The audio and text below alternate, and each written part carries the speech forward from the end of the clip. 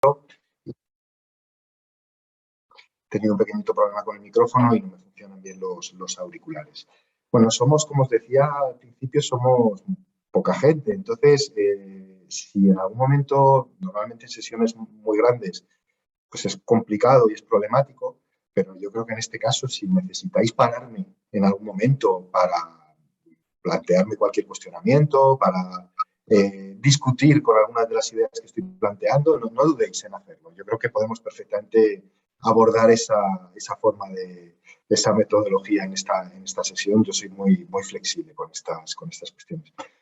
Bueno, como decía María en la presentación, yo llevo pues ya unos cuantos años estudiando la cooperación internacional, pero desde una perspectiva muy vinculada con el ámbito de lo local, y con el ámbito de lo subestatal, con la cooperación autonómica y la cooperación local, y también la cooperación de las universidades, todo lo que se denomina como la cooperación descentralizada, ¿no? Y lo que voy a intentar es reflexionar, precisamente como os decía, sobre cómo le interpela el contexto en el que vivimos, cómo nos interpela el mundo en el que estamos viviendo, la realidad, las problemáticas que estamos viviendo, y cómo al ámbito de lo local, a las entidades locales, a la política local y también la Agenda 2030, ¿no? Y la respuesta a la que voy a intentar llegar es que hay muchas formas de responder a los retos globales. Cuando yo utilizo la idea de global, no estoy refiriendo a lo supraestatal ni a lo internacional, sino que tiene una idea también muy aterrizada.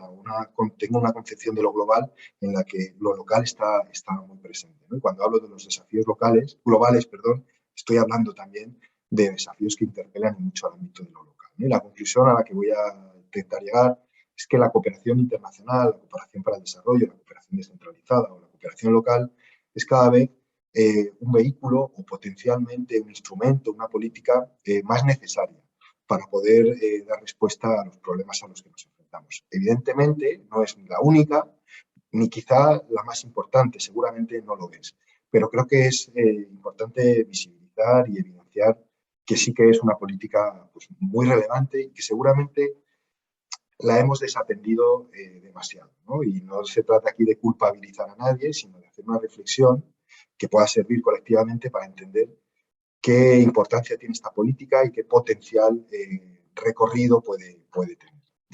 Bueno, yo voy a intentar no hacer una presentación excesivamente larga, pero sí me han pedido que me tome mi tiempo para poder desarrollar todos estos argumentos. Lo que he hecho ha sido estructurar, o lo que voy a hacer, mejor dicho, es estructurar esta presentación en 4 apartados. Y quizá el primero va a ser muy macro. Voy a intentar hacer una lectura muy personal de en qué mundo vivimos. Ya sé que esto puede ser demasiado ambicioso y puede sonar un poco lejano, pero creo que es clave partir de ese diagnóstico para poder intentar reflexionar juntos y juntas sobre cuáles son algunos de los desafíos que desde lo local pues nos encontramos o os encontráis para poder responder a ese diagnóstico, que como ya sabemos es un diagnóstico que lo hacemos en un momento histórico muy determinado, muy concreto, muy crítico. No sé si estamos en el momento más desafiante de la historia de la humanidad, pero sí que estamos en un momento en el que se concurren, confluyen algunas circunstancias que son históricas y que sí que tienen una dimensión histórica, ¿no? Y yo creo que eso pues también nos pone en un momento de necesidad de respuestas a la altura, ¿no? Y desde lo local tenemos que pensar, yo creo, seguramente ya lo hacemos cada día, pero no está mal incorporar nuevos elementos para ver cómo nos llama y cómo nos interpela ese contexto, ¿no? Lo que voy a plantear en tercer lugar es que tenemos una agenda que es una oportunidad, que creo que no la estamos aprovechando. Además, no la estamos aprovechando ni de lejos. Estamos dejando escapar una oportunidad que creo que es histórica. Y esto no significa que yo compre la Agenda 2030 como la gran panacea ni como la gran respuesta a los problemas de la humanidad. No, no lo creo. No creo que sea eso la Agenda 2030, pero sí que creo que es una oportunidad política que no siempre estamos leyendo de la mejor manera, de la manera más audaz, o a veces la leemos bien, pero nuestras sinergias, nuestras capacidades, nuestras limitaciones no nos permiten aprovechar esta oportunidad, ¿no? Y por último voy a terminar con un apartado sobre cómo creo que la cooperación internacional, la cooperación de las entidades locales, es una política crítica para generar algunas transformaciones o para poder avanzar hacia mejores respuestas frente a problemas que nos trascienden, nos desbordan, pero nos afectan. Y afectan mucho en lo local en España, en lo local en Murcia y en lo local en otras tantas partes del mundo. ¿De acuerdo? Bueno, esta es la estructura que os propongo para la sesión. Y bueno, como os decía antes, veo que somos poquita gente. Si queréis poner algunas reflexiones en el chat o directamente tomar la palabra, en el chat, María, yo no voy a estar muy atento al chat, pero María, si ves que hay algo importante, pues paras y lo podemos ir hablando. ¿De acuerdo? Me gustaría que os sintáis con toda la confianza para poder compartir vuestras reflexiones y vuestras inquietudes.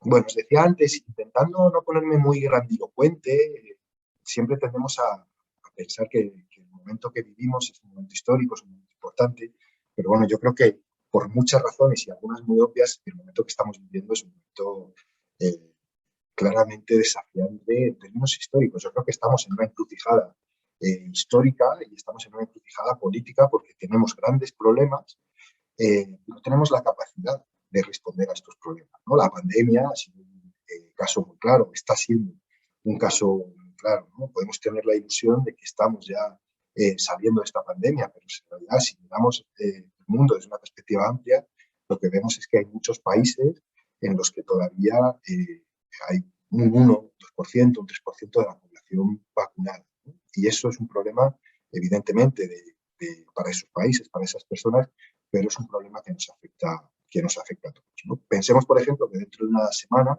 se produce la cumbre de la OMC. Los países del sur, los países más pobres, se están quejando y están pidiendo que se aplace esa cumbre porque muchos países no tienen capacidad, por los problemas de vacunación que están teniendo, de acudir a esa cumbre con todas las garantías y con todas las condiciones y en igualdad de oportunidades y en igualdad de condiciones, ¿no? Es probable que esta reflexión no la no la estemos haciendo, ¿no? Es decir, este momento histórico está acentuando, esto es solo un ejemplo, pero está acentuando las desigualdades y las asimetrías que ya eran muy profundas y ya eran muy amplias, ¿no? Y seguramente no encajamos, no abordamos, no enmarcamos los problemas o las realidades de hoy, ¿no? Por lo tanto, podríamos irnos a otros problemas, a otras realidades que luego iré sobre ellas, ¿no? Es decir, no estamos en un momento histórico desafiante solo por la pandemia, sino porque estamos en un momento en el que el mundo se está transformando de manera muy rápida, de manera muy acelerada, que os voy a contar a vosotros y vosotras, que seguramente en vuestro día a día tenéis que lidiar con situaciones de muchísima complejidad, pero creo que se están produciendo de manera muy acelerada, están llegando a transformar la propia estructura de nuestra sociedad, la propia estructura de la sociedad mundial, de la sociedad global y las propias dinámicas, ¿no? Y yo creo que si tuviéramos que identificar o describir cómo es ese mundo en transformación en el que vivimos, cuál es nuestro momento histórico que nos ha tocado vivir, seguramente para mí las dos ideas, las dos palabras, los dos adjetivos que mejor lo definen es el de complejo y el de grave, ¿no? Vivimos en un mundo que es crecientemente complejo, esto no significa que el mundo antes fuera fácil, pero la complejidad de los procesos fenómenos, de los procesos, perdón, de los fenómenos sociales, de los fenómenos políticos, de los fenómenos económicos, es mucho mayor hoy que hace 30, 40 y 50 años, ¿no? Diría incluso que hace 15 años, muy probablemente. Por lo tanto, tenemos que responder a esa complejidad que nos llama, nos obliga, o iba a decir nos invita, pero en realidad no nos invita, nos exige pensar a largo plazo, ¿no? Nos exige pensar desde una perspectiva compleja. Sin embargo, por otro lado, tenemos un mundo en el que tenemos una urgencia muy fuerte por responder a problemas que se están agravando y que nos están desafiando muchísimo.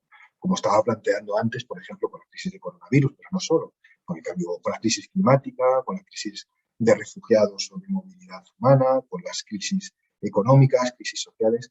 Los problemas son de una gravedad probablemente de mayor dimensión a la que hemos tenido en otros años. Ahora voy a intentar desgranar un poco más esta idea de complejidad y esta idea de la gravedad y de la urgencia de los problemas, porque en el fondo es con la situación política, con la complejidad política con la que tenemos que lidiar en el ámbito multilateral, en el ámbito estatal y en el ámbito local también. Y yo creo que es muy importante que hagamos la reflexión de cómo esto también nos afecta al ámbito de lo local, al ámbito municipal, a los actores que estáis o que estamos más pegados al territorio. Bueno, no me detengo muchísimo a explicar esta cuestión, a desarrollarla, porque estoy seguro de que de alguna u otra forma ya lo conocemos, ¿no? Pero vivimos en un mundo, cuando planteo que vivimos en un mundo más complejo, es porque las dinámicas históricas, todo el proceso de globalización que hemos vivido en los últimos 40 años, ha generado dinámicas sociales, dinámicas políticas, dinámicas económicas, que cada vez tienen una mayor complejidad, ¿no? Las lógicas de interdependencia y transnacionalización lo que nos están evidenciando, lo que están poniendo encima de la mesa, es que cada vez pertenecemos a un mundo con mayor red, con una red mucho más tupida de interdependencias y de transnacionalización. Lo que hacemos tiene más impacto en términos globales, tiene más impacto en términos transnacionales, tiene más impacto también para otros actores, pero lo que hacen otros actores tiene también mucha más interferencia, mucho más impacto en lo que hacemos nosotros, ¿no? Ya no vivimos en un mundo en el que lo local vive en una realidad, lo estatal en otra, lo internacional en otra, en el que lo económico vive en una realidad, lo político en otra, lo social en otra y lo ambiental en otra, sino que esa realidad se ha hecho absolutamente interdependiente, ¿no? Claro, esto en términos de política pública es muy relevante, en términos de conocimiento. Nos exige abordar esas interdependencias, cuando abordamos problemas de pobreza, tenemos que abordar también problemas que tienen que ver con la sostenibilidad ambiental. Los problemas se han hecho mucho más interdependientes, como voy a tratar de ejemplificar un poquito más adelante, ¿no? Pero otra cuestión que ha pasado, que tiene elementos positivos, pero también tiene elementos bastante negativos, es que se ha producido en los últimos años una reconfiguración del poder muy radical, muy abrupta. Seguramente el poder siempre se mueve, siempre se ha transformado y ha pasado de unos actores a otros, ¿no? Yo creo que en la segunda mitad del siglo XX esto lo hemos visto de manera muy clara. Pero ahora mismo estamos en un contexto de reconfiguración del poder que no sabemos muy bien cómo se comporta, no sabemos muy bien dónde se toman las grandes decisiones, quién influye en esas grandes decisiones y cómo esas decisiones afectan a nuestras vidas, ¿no? Yo os decía antes que, que no hay países que no están logrando vacunar a su población, ¿no? Y eso no es porque sus gobernantes no tomen las decisiones adecuadas para vacunar a su población, eso es porque no tienen en muchas ocasiones las capacidades para transformar las realidades que les permitan vacunarse, ¿no? ¿Quién tiene la capacidad de decidir si se libera o no una patente sobre las vacunas, si se donan más o menos vacunas, aunque afecta a mucha población? Quien tiene la capacidad de decidir sobre esos asuntos, pues no sabemos muy bien quién es, ¿no? Por ejemplo, hace unas semanas se reunió el G20 en Roma y el G20 toma decisiones que son muy relevantes para el conjunto de la humanidad, pero el G20 tan solo representa el 60% de la humanidad en nuestro planeta, ¿no? Lo que vemos es como los estados han cedido poder en términos democráticos hacia arriba y hacia abajo. Yo creo que esto es positivo porque nos lleva a un mundo más multinivel y necesitamos un mundo más multinivel para abordar problemas complejos. Pero también hay procesos en los que el poder no siempre se reparte de manera democrática, ¿no? Y hay actores que no tienen su preocupación por el interés colectivo, por el bien público global, por los bienes públicos globales, que están atesorando una capacidad o un poder muy relevante, ¿no? En términos materiales, en términos simbólicos, en términos discursivos, etcétera, ¿no? Y lo que observamos es que estas dinámicas de configuración del poder y estas dinámicas de interdependencia y transnacionalización, lo que están haciendo es configurar un mundo, avanzamos a un mundo que cada vez es más asimétrico, que cada vez es más desigual. Si analizamos los problemas del mundo, yo creo que esto es algo que seguramente en los municipios también lo podemos observar, vemos cómo los problemas se explican muchas veces entre la gente que queda fuera y la gente que queda dentro. Y lo que, pues dentro de un determinado bien público global, dentro de un determinado derecho, dentro de un determinado servicio, dentro de un determinado nivel de bienestar. Y lo que nos está explicando los análisis globales, pero también muchos análisis más parciales, es que cada vez hay más gente que queda fuera de determinados procesos, ¿no? Esas asimetrías de dinero, de poder, económicas, de oportunidades, son cada vez mayores. O por lo menos algunas se agravan, ¿no? Sobre todo en el contexto de la globalización.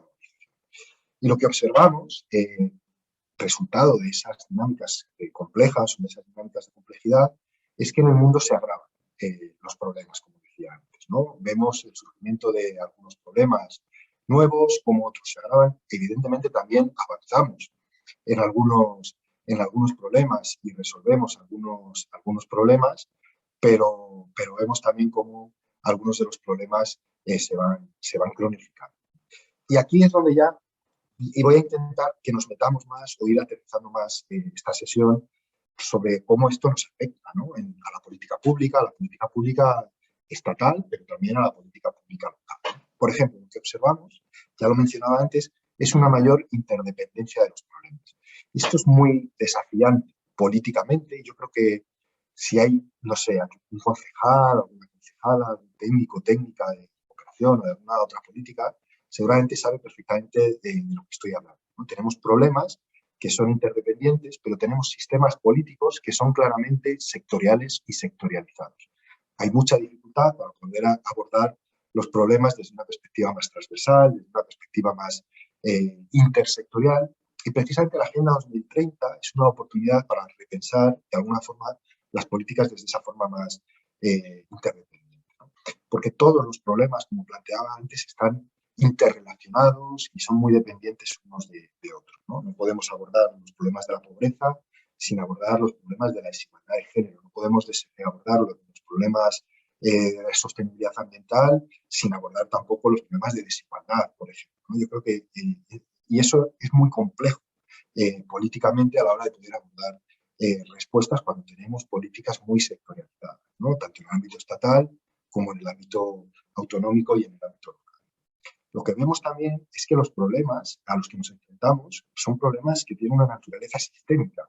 Están muy enraizados o muy arraigados en nuestro sistema cultural, en nuestro sistema político, en nuestro sistema económico, la forma en la que nos movemos por la ciudad, la forma en la que nos relacionamos, la forma en la que consumimos, la forma en la que producimos, genera y reproduce esos problemas, ¿no? Por lo tanto, la política pública tiene muchísimas dificultades para abordar esos problemas porque son problemas que no solo responden a un mejor diseño e implementación de políticas, que por supuesto también, sino que algunos de esos problemas responden a algo mucho más profundo, ¿no? Y ese sistema, incluso diría, cultural y el modelo de civilización que hemos adoptado, ¿no? Y esto es un problema también político que además choca mucho con las lógicas electorales y con las dinámicas políticas que se circunscriben mucho al ciclo político, al ciclo electoral, ¿no? Y ahí tenemos un problema muy complejo, cómo abordar problemas a largo plazo cuando tenemos mucha urgencia por nuestra agenda política y por el propio ciclo político, ¿no? Y luego otro elemento que yo creo que también es clave para que sea leído e interpretado desde lo local es que todos los problemas, prácticamente todos los problemas, tenemos a lo mejor un problema muy particular en un municipio no, pero los grandes problemas a los que nos enfrentamos y a los que la política pública tiene que dar respuesta, están mutando, su naturaleza está mutando y cada vez responde más a dinámicas globales y por lo tanto son problemas globales, ¿no?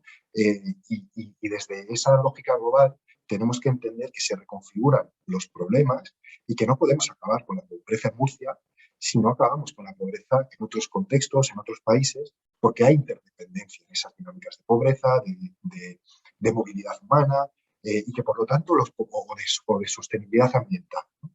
Y que por lo tanto esos problemas tenemos que por lo menos conceptualizarlos, analizarlos y diagnosticarlos desde una perspectiva global. Yo creo que esto empieza a darnos algunas señales de que la política de cooperación es muy importante. Es realmente importante y está en el centro de buena parte o de las respuestas a buena parte de los problemas a los que nos enfrentamos. Ojo, con esto no quiero decir que hay un ayuntamiento de un municipio español tenga la responsabilidad de dar respuesta a los problemas del mundo. Por supuesto que no es eso, pero claro que tiene cierta responsabilidad en el abordaje de los problemas desde una perspectiva global, ¿no? Por lo tanto, a esa complejidad debemos sumar esa urgencia, ¿no? Voy a poner algunos ejemplos para que intentar dejar claro que no es solo un discurso esto que estoy planteando, ¿no? O que no es solo un discurso teórico, académico o del ámbito de la sociedad civil, sino que es un desafío político, ¿no? De manera muy, muy clara. Quizá ya lo tenéis más claro y más claro que yo, ¿no? Pero yo creo que no está mal planteado, ¿no? Por ejemplo, lo que podemos ver, y esto es una buena noticia, es como la pobreza extrema en el mundo ha disminuido. Y eso está muy bien. Yo creo que es una de las mejores noticias además, no creo que pudiera ser de otra forma en un mundo en el que, bueno, cada vez hay mayor progreso científico, cada vez hay mayor capacidad de generar bienestar material, ¿no? Y, por ejemplo, en esta gráfica podemos ver cómo la pobreza extrema ha disminuido en el mundo desde el año 80, que estaba en un 40 y pico por ciento, pues a algo menos del 10% en el año 2016 o 2017. Es verdad que este gráfico no nos muestra los años más recientes, y lo que podemos ver es cómo está produciéndose un rebrote de la pobreza extrema, fundamentalmente a raíz del impacto de la crisis de 2008-2009 y sobre todo a raíz de la crisis más reciente del coronavirus, ¿no? Ahora mostraré algún dato más reciente. Pero este gráfico, claro, nos podría llevar a pensar, bueno, pues el mundo no va tan mal, porque estamos logrando acabar con la pobreza. Despacio, todavía tenemos un porcentaje de pobreza en el mundo excesivamente amplio e intolerable, pero no vamos mal, no vamos por la mala dirección. Bueno, yo creo que haríamos mal si leemos desde ahí la estadística y si leemos solo desde ahí sin negar que esto es una buena noticia. Este gráfico nos mide la extrema pobreza, medida con 1,90 dólares al día, ¿no? Lo cual es muy poco. No veo cómo, aunque sean con paridad de poder adquisitivo, no veo cómo se puede sobrevivir con menos de 1,90 dólares al día, pero tampoco con más, ni siquiera con el doble de 1,90 dólares al día, ¿no? Por lo tanto, esto también nos tiene que hacer reflexionar sobre cómo estamos viviendo la pobreza cuando hablamos de la pobreza extrema. Pero fijaos, por ejemplo, en este otro gráfico que lo que nos muestra es cómo, en realidad, las cifras globales de pobreza esconden cómo se manifiesta la pobreza y cómo se producen nuevas geografías de la pobreza, ¿no? La pobreza en España ha aumentado en los últimos años. Es verdad que aquí ya estamos hablando de la pobreza relativa, que se mide de forma distinta en cada uno de los países, ¿no? Pero, por ejemplo, aquí podemos ver cómo, al calor de la crisis financiera, pues bueno, los niveles de pobreza aumentaron en España, ¿no? Empezaron a reducirse, pero ahora, seguramente con la crisis del coronavirus, pues veamos en los próximos años también cómo se producen aumentos. Pero veamos también en Alemania, en Francia, ¿no? En países en los que en teoría la pobreza no es un problema excesivamente relevante, y digo en teoría, observamos cómo la pobreza surge en determinados países. Y ojo, con esto no trato de decir que lo que tenemos que hacer es centrarnos en la pobreza en nuestros países y desentendernos de la pobreza en otros países. Estoy intentando decir justo lo contrario, que la pobreza es un fenómeno global y que responde a dinámicas, por supuesto, locales, nacionales, pero también a dinámicas globales. Fijaos este otro gráfico de América Latina, una de las regiones. Ya sé que hablar de regiones en su conjunto es muy amplio y puede hacer perder la perspectiva más precisa de los diferentes países. Pero fijaos, América Latina ha sido uno de los continentes que más ha crecido económicamente en las décadas de los 90 y sobre todo en la década de los 2000, y esto tuvo influencia en la reducción de la pobreza relativa y también de la pobreza extrema. Pero lo que observamos es que a partir de la crisis de 2008 se produce un descenso, un parón de esa reducción de la pobreza y empieza a aumentar. Y lo que observamos, y sobre todo ya hay cifras de la CEPAL que nos indican que la crisis del coronavirus va a tener un impacto brutal en América Latina y que vamos a volver a subir en los niveles de pobreza, ¿no? Y fijaos que ya los datos que se tienen para el año 2020 ya indican esa subida y seguramente lo observemos de manera más clara en los próximos años, ¿no? Y por lo tanto, vemos como un fenómeno que tiene que ver con la salud tiene implicaciones en la pobreza, tiene implicaciones en la desigualdad, pues bueno, seguramente ya sabemos, ¿no? Es importante hablar de la desigualdad, ¿no? Y aquí esta sesión, la invitación era a reflexionar también cómo diferentes políticas nos pueden ayudar a abordar las desigualdades. Y las desigualdades las debemos abordar, por supuesto, desde lo local, pero también tenemos que tener una mirada más global sobre cómo están operando y cómo están produciéndose las desigualdades en el mundo, ¿no? Y cómo las desigualdades responden a las dinámicas económicas y a las políticas públicas, no solo, pero también a las políticas públicas que se asumen en determinados países y en determinados contextos, ¿no? Y este gráfico, que a mí me parece muy elocuente, lo que nos dice es que el 70% de la población adulta del mundo acumula el 2,7% de la riqueza mundial. Por el contrario, el 0,7% de la población adulta del mundo acumula el 45,9% de la riqueza mundial. En 2017, lo que observamos es que de 2017 a hoy la desigualdad ha seguido aumentando y, de hecho, la crisis, la pandemia global ha tenido un aumento acelerado también de las desigualdades, ¿no? Y me parece que es una cuestión muy, muy importante. Y fijaos este gráfico, porque me parece que es muy importante. Lo que nos está diciendo es cómo será el mundo en 2050 si no hacemos nada, ¿no? Si tuviéramos la capacidad de tener un botón que fuera un piloto automático que reprodujera el conjunto de las políticas en el mundo, lo que nos diría es que las dinámicas de desigualdad continuarían acelerándose. Por lo tanto, lo que nos está diciendo es que tenemos que tomar decisiones políticas en el ámbito global, pero también en los diferentes ámbitos, para no encaminarnos a un mundo que cada vez sea más desigual. Un mundo más desigual no solo es un mundo peor, no solo es un mundo más injusto, no solo es un mundo más inequitativo, es también un mundo más inseguro, es un mundo más peligroso, es un mundo en el que viviremos peor en términos éticos, pero también en términos políticos, ¿no? Es mucho más desafiante y es mucho más complejo gestionar países, gestionar ciudades, gestionar un mundo en el que haya una brecha de desigualdades, ¿no? Y lo que vemos es que si continuamos por esta senda de políticas que tenemos y no tomamos medidas, la clase media mundial seguirá perdiendo participación en la riqueza mundial y el 1% más alto crecerá, y sobre todo los más multimillonarios, las personas más ricas en el mundo, acabarán acumulando más riqueza, ¿no? Hasta el punto de que el 0,1% de la población tendrá tanto como toda la clase media mundial, ¿no? Yo creo que este es un desafío político enorme que, tanto por cuestiones éticas, pero por cuestiones políticas, nos llama a tomar posición y nos llama a tomar medidas allá donde estemos, en nuestro espacio municipal, en nuestro espacio autonómico, en nuestro espacio estatal, ¿no?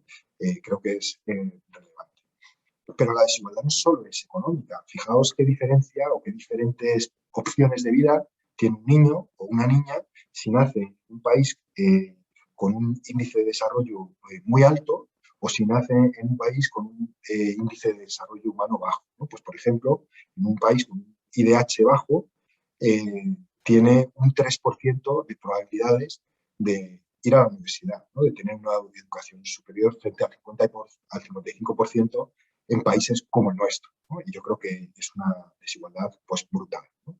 O qué porcentaje de personas no realizan estudios superiores, un 80% en un país con un índice de desarrollo humano muy bajo, ¿no? O cómo es posible morir antes de cumplir los 20 años en un país como España o en un país con un índice de desarrollo muy bajo, ¿no? Por lo tanto, yo creo que es importante que, cuando entendamos que la desigualdad es importante, no solo es desde una perspectiva económica, sino que nos limita las oportunidades y las posibilidades de tener una vida digna, de poder gozar de derechos humanos, de poder gozar de bienestar, ¿no? Y ahí tenemos también un desafío que es colectivo. Bueno, podemos poner muchos ejemplos de cómo los problemas se relacionan y son interdependientes. La pobreza tiene que ver con la desigualdad.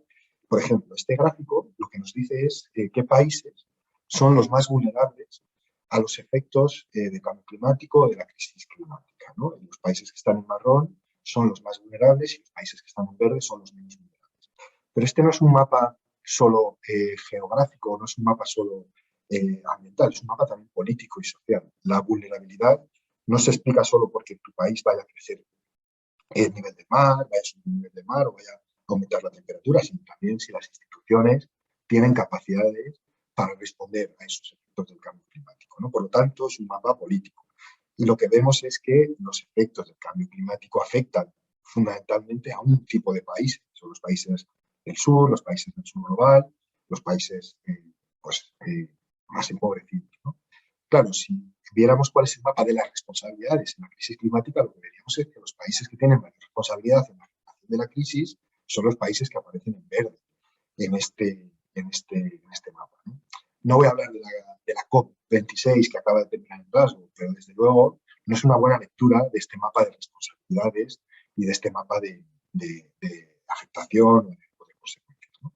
Pero, por ejemplo, sí que podemos hacer una traslación de este mapa a la movilidad humana y a las migraciones, ¿no? Es verdad que este gráfico ya es un poquito antiguo, va tocando renovarlo, no es tan fácil encontrar información, pero lo que nos dice es cómo se produce la movilidad humana en el mundo por cuestiones climáticas, ¿no? Y lo que vemos es que claramente hay un movimiento de ida y vuelta, ¿no? en esta lógica, ¿no? Por lo tanto, tenemos que relacionar o tener la capacidad de relacionar unos problemas y otros, ¿no? Y entender que la movilidad humana responde no solo a causas políticas o a causas económicas, sino también cada vez más a cuestiones ambientales. Sin embargo, cuando hablamos de migraciones, nunca incorporamos la variable ambiental, ¿no? Como un elemento de justicia también a la hora o de capacidad de análisis a la hora de abordar las cuestiones migratorias, ¿no? Yo creo que esto es muy importante. Bueno, voy planteándoos algunos gráficos porque creo que son los que explican muy bien cuáles son los desafíos políticos que tenemos, ¿no? Este es un gráfico que se ve regular, que es el gráfico de de la gran aceleración, ¿no? Que lo que nos dice básicamente en la línea temporal es del año... Podéis ver el cursor, ¿verdad, María? ¿Me puedes confirmar cuando lo... Vale.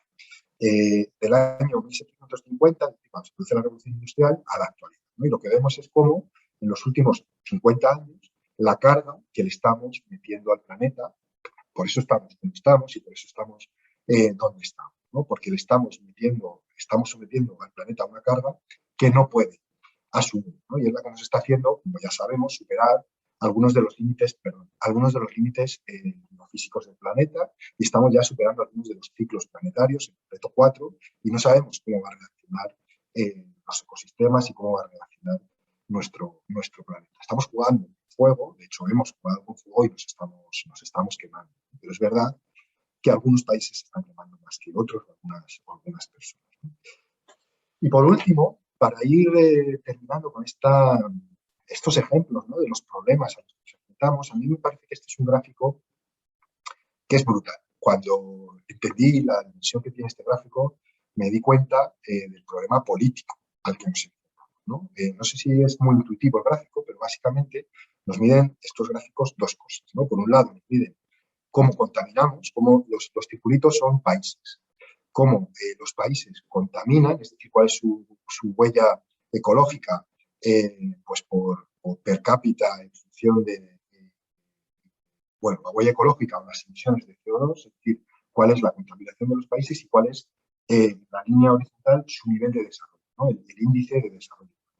Y lo que vemos es que los países, cuanto más desarrollados son, esto es una obviedad, cuanto más desarrollados son, más contaminan, ¿no? Y lo que observamos es que no hay ningún país en lo que se conoce como el cajón de la sostenibilidad, ¿no? Lo ideal sería que estuviéramos aquí, que fuéramos países muy desarrollados, pero que fuéramos países que no contaminamos. Pero vemos que esto no existe, que prácticamente ningún país se encuentra en ese cajón de la sostenibilidad, ¿no? En el fondo, esto nos dice que podemos caminar hacia dos mundos. Un mundo más desigual en el que algunos países sí que logren desarrollarse contaminando mucho, pero el resto de los países no se puedan desarrollar porque el mundo, nuestro planeta, no puede absorber ese volumen de desarrollo, o que tenemos que repensar cómo hemos entendido el desarrollo para que nos podamos desarrollar todos y todas y para que los países puedan tener niveles de desarrollo aceptables, estándares de dignidad, de derechos humanos, de bienestar muy elevados, pero que no sea a costa de cargarnos el planeta, porque al final eso nos va a generar pobreza, nos va a generar desigualdad, nos va a generar violencia, ¿no? Y yo creo que este es un gráfico que nos pone bastante ante el espejo y nos genera un desafío político, ¿no? Yo normalmente cuando cuento esto en el aula les digo a mis estudiantes, y me parece que es muy interesante esta figura, que vamos en una bicicleta, que sabemos que la velocidad que llevamos es excesiva, que no podemos frenar y que sabemos cuál es el final. Sabemos perfectamente cuál va a ser el final. Lo que no sabemos es cómo va a ser ese final, ¿no? Si el golpe va a ser muy duro, si va a ser menos duro, pero que no hay otro futuro que no sea este si no tomamos las medidas necesarias y si no paramos y tomamos las medidas necesarias. Yo ya sé que para un municipio esto puede ser muy frustrante, ¿no? Alguien que me esté escuchando desde un municipio diga, ya, pero es que todo esto a mí me desborda. Yo no tengo capacidad como un municipio pequeño de una región española para tomar decisiones que influyan en los grandes acuerdos multilaterales, en las grandes agendas. Por supuesto. Yo creo que hay que repartir muy bien las responsabilidades. Pero creo que sí que tenemos que asumir que esto también es parte de la responsabilidad de los municipios y que esa bicicleta no se estrelle depende de la actuación mancomunada de todos los actores de la sociedad internacional. Y creo que no todos los actores hemos asumido que esto forma parte de nuestra responsabilidad, ¿no? Y creo que a veces, aunque lo asumamos, no tenemos siempre la capacidad o las competencias o los recursos para hacerlo.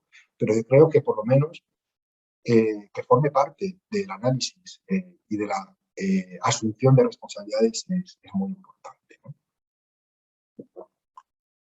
Bueno, este diagnóstico, perdonadme porque me he tomado mucho tiempo en exponerlo, pero creo que es la clave a lo que nos enfrentamos, a lo que nos lleva es a pensar nuevas respuestas desde la política, ¿no? Desde la política multilateral, internacional, desde la política estatal. Ahora mismo estamos en España, en un proceso interesante de reforma de la política de cooperación del gobierno de España, ¿no?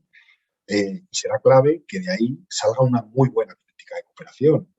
Veremos a ver qué pasa. Pero creo que también exige nuevas respuestas, pues respuestas renovadas, respuestas reforzadas desde la política local, ¿no?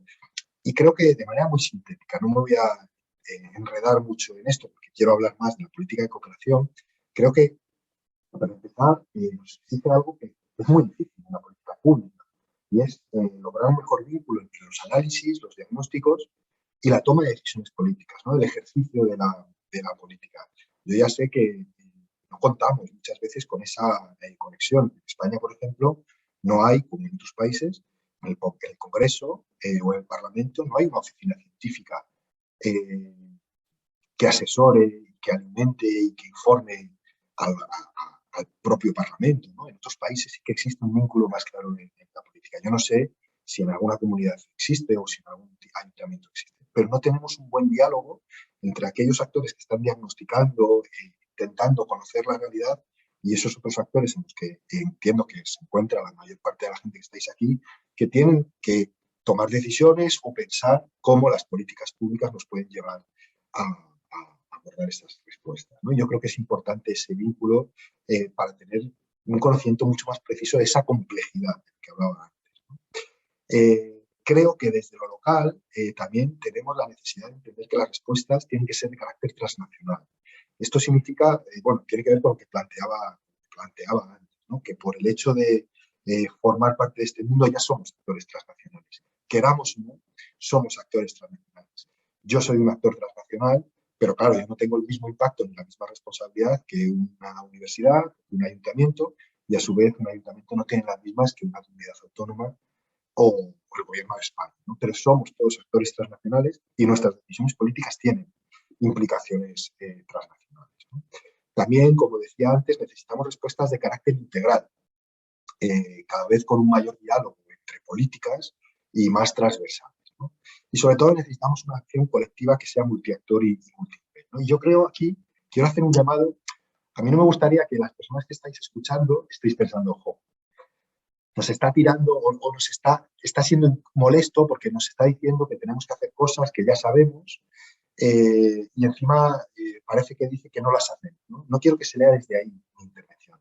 Quiero que se lea desde otro lugar y si en eso aporta algo esta intervención, pues yo ya me daré por satisfecho. Quiero que se entienda como una llamada a una asunción de responsabilidades, sí, pero también a un empoderamiento de cómo lo local es fundamental para responder a cualquier problema de nuestro momento histórico. Cómo lo local no siempre ha formado parte de determinados espacios internacionales, multilaterales, de determinadas respuestas políticas, porque siempre se ha considerado que, bueno, que la cooperación, por ejemplo, era una competencia impropia, que la cooperación quizá era algo que no tenían que hacer los municipios. Y yo lo que estoy intentando es plantear un enfoque completamente distinto. No podemos acabar con la pobreza en el mundo, no podemos acabar con la crisis climática, no podemos transformar nuestra realidad si no participa lo local en ella. Pero esa realidad es urbana, debe ser multiactor y debe ser también multinivel, ¿no? Creo que es importante cambiar un poco esa manera de enfocar, ¿no? Y como os decía antes, estamos llamados a resolver un problema político muy, muy importante y es ese decalaje temporal, ¿no? La necesidad de responder a corto plazo, de responder al vecino, a la vecina o al colectivo de organizaciones, asociaciones de los municipios o a la ciudadanía que exige respuestas a muy corto plazo con atender a los problemas en el largo plazo, ¿no? Y seguramente esto es una de las principales dificultades políticas a las que nos enfrentamos. Y desde mi punto de vista, como os decía al principio, cuando he empezado esta intervención, creo que la Agenda 2030 no es la panacea, no es la solución mágica a nuestros problemas, pero creo que es una oportunidad política para repensar, primero, el papel de los actores en la sociedad internacional y frente a los problemas globales, y también de repensar las políticas, la política pública. Y sobre todo me voy a centrar más en esta segunda cuestión, ¿no? Yo creo que a estas alturas la Agenda 2030 más o menos ya la conocemos, sabemos que es una agenda global, que tiene 17 objetivos, que son objetivos amplios, diversos y complejos, que bueno, es una agenda que se aprobó en Naciones Unidas en el año 2015 y que el periodo de aplicación o de implementación de la agenda es hasta el año 2030, ¿no? Y que todos los actores de la sociedad están llamados a cumplir con esta agenda. Los países o los gobiernos centrales, pero también las universidades, los gobiernos locales, los gobiernos autonómicos, diferentes tipos de instituciones y de organizaciones. Yo me quiero centrar en cómo la propuesta que nos hace la agenda, los principios, no tanto los objetivos, que creo que quedaría para otra sesión, ¿no? Que nos plantea cada uno de los objetivos y cómo podemos avanzar en ellos, o si debemos avanzar en ellos, o nos debemos replantear o repensar. Yo lo que quiero pensar, sobre lo que quiero reflexionar hoy, es sobre cómo esa Agenda 2030, que es una agenda, seguramente el mayor ejercicio de intento de acordar una agenda global sobre desarrollo, seguramente no, seguro, es el mayor ejercicio que ya se ha producido, tiene sus limitaciones, tiene sus déficits, tiene sus contradicciones, pero tiene una serie de principios que nos pueden llevar a pensar mejor las políticas públicas en el ámbito estatal, pero también en el ámbito local. Bueno, igual, a partir de ahora voy a contar algunas cosas que ya conocéis mucho, pero bueno, no está de más recordar algunas cuestiones, ¿no? Y yo creo que ahí, más allá de los objetivos de la agenda, yo creo que la agenda es un marco político. Es un marco político que nos permite pensar la realidad, que nos permite tener un marco común y que nos permite entender cómo se relacionan los problemas y que nos permite también pensar soluciones políticas, ¿no? En el marco de esos objetivos. Y yo creo que hay 5 principios que son muy claros y que son muy potentes políticamente y que nos pueden permitir avanzar a la hora de pensar las respuestas políticas y de pensar las propias políticas públicas, ¿no? Me centraré más en unos que en otros porque algunos ya los he ido mencionando de alguna manera.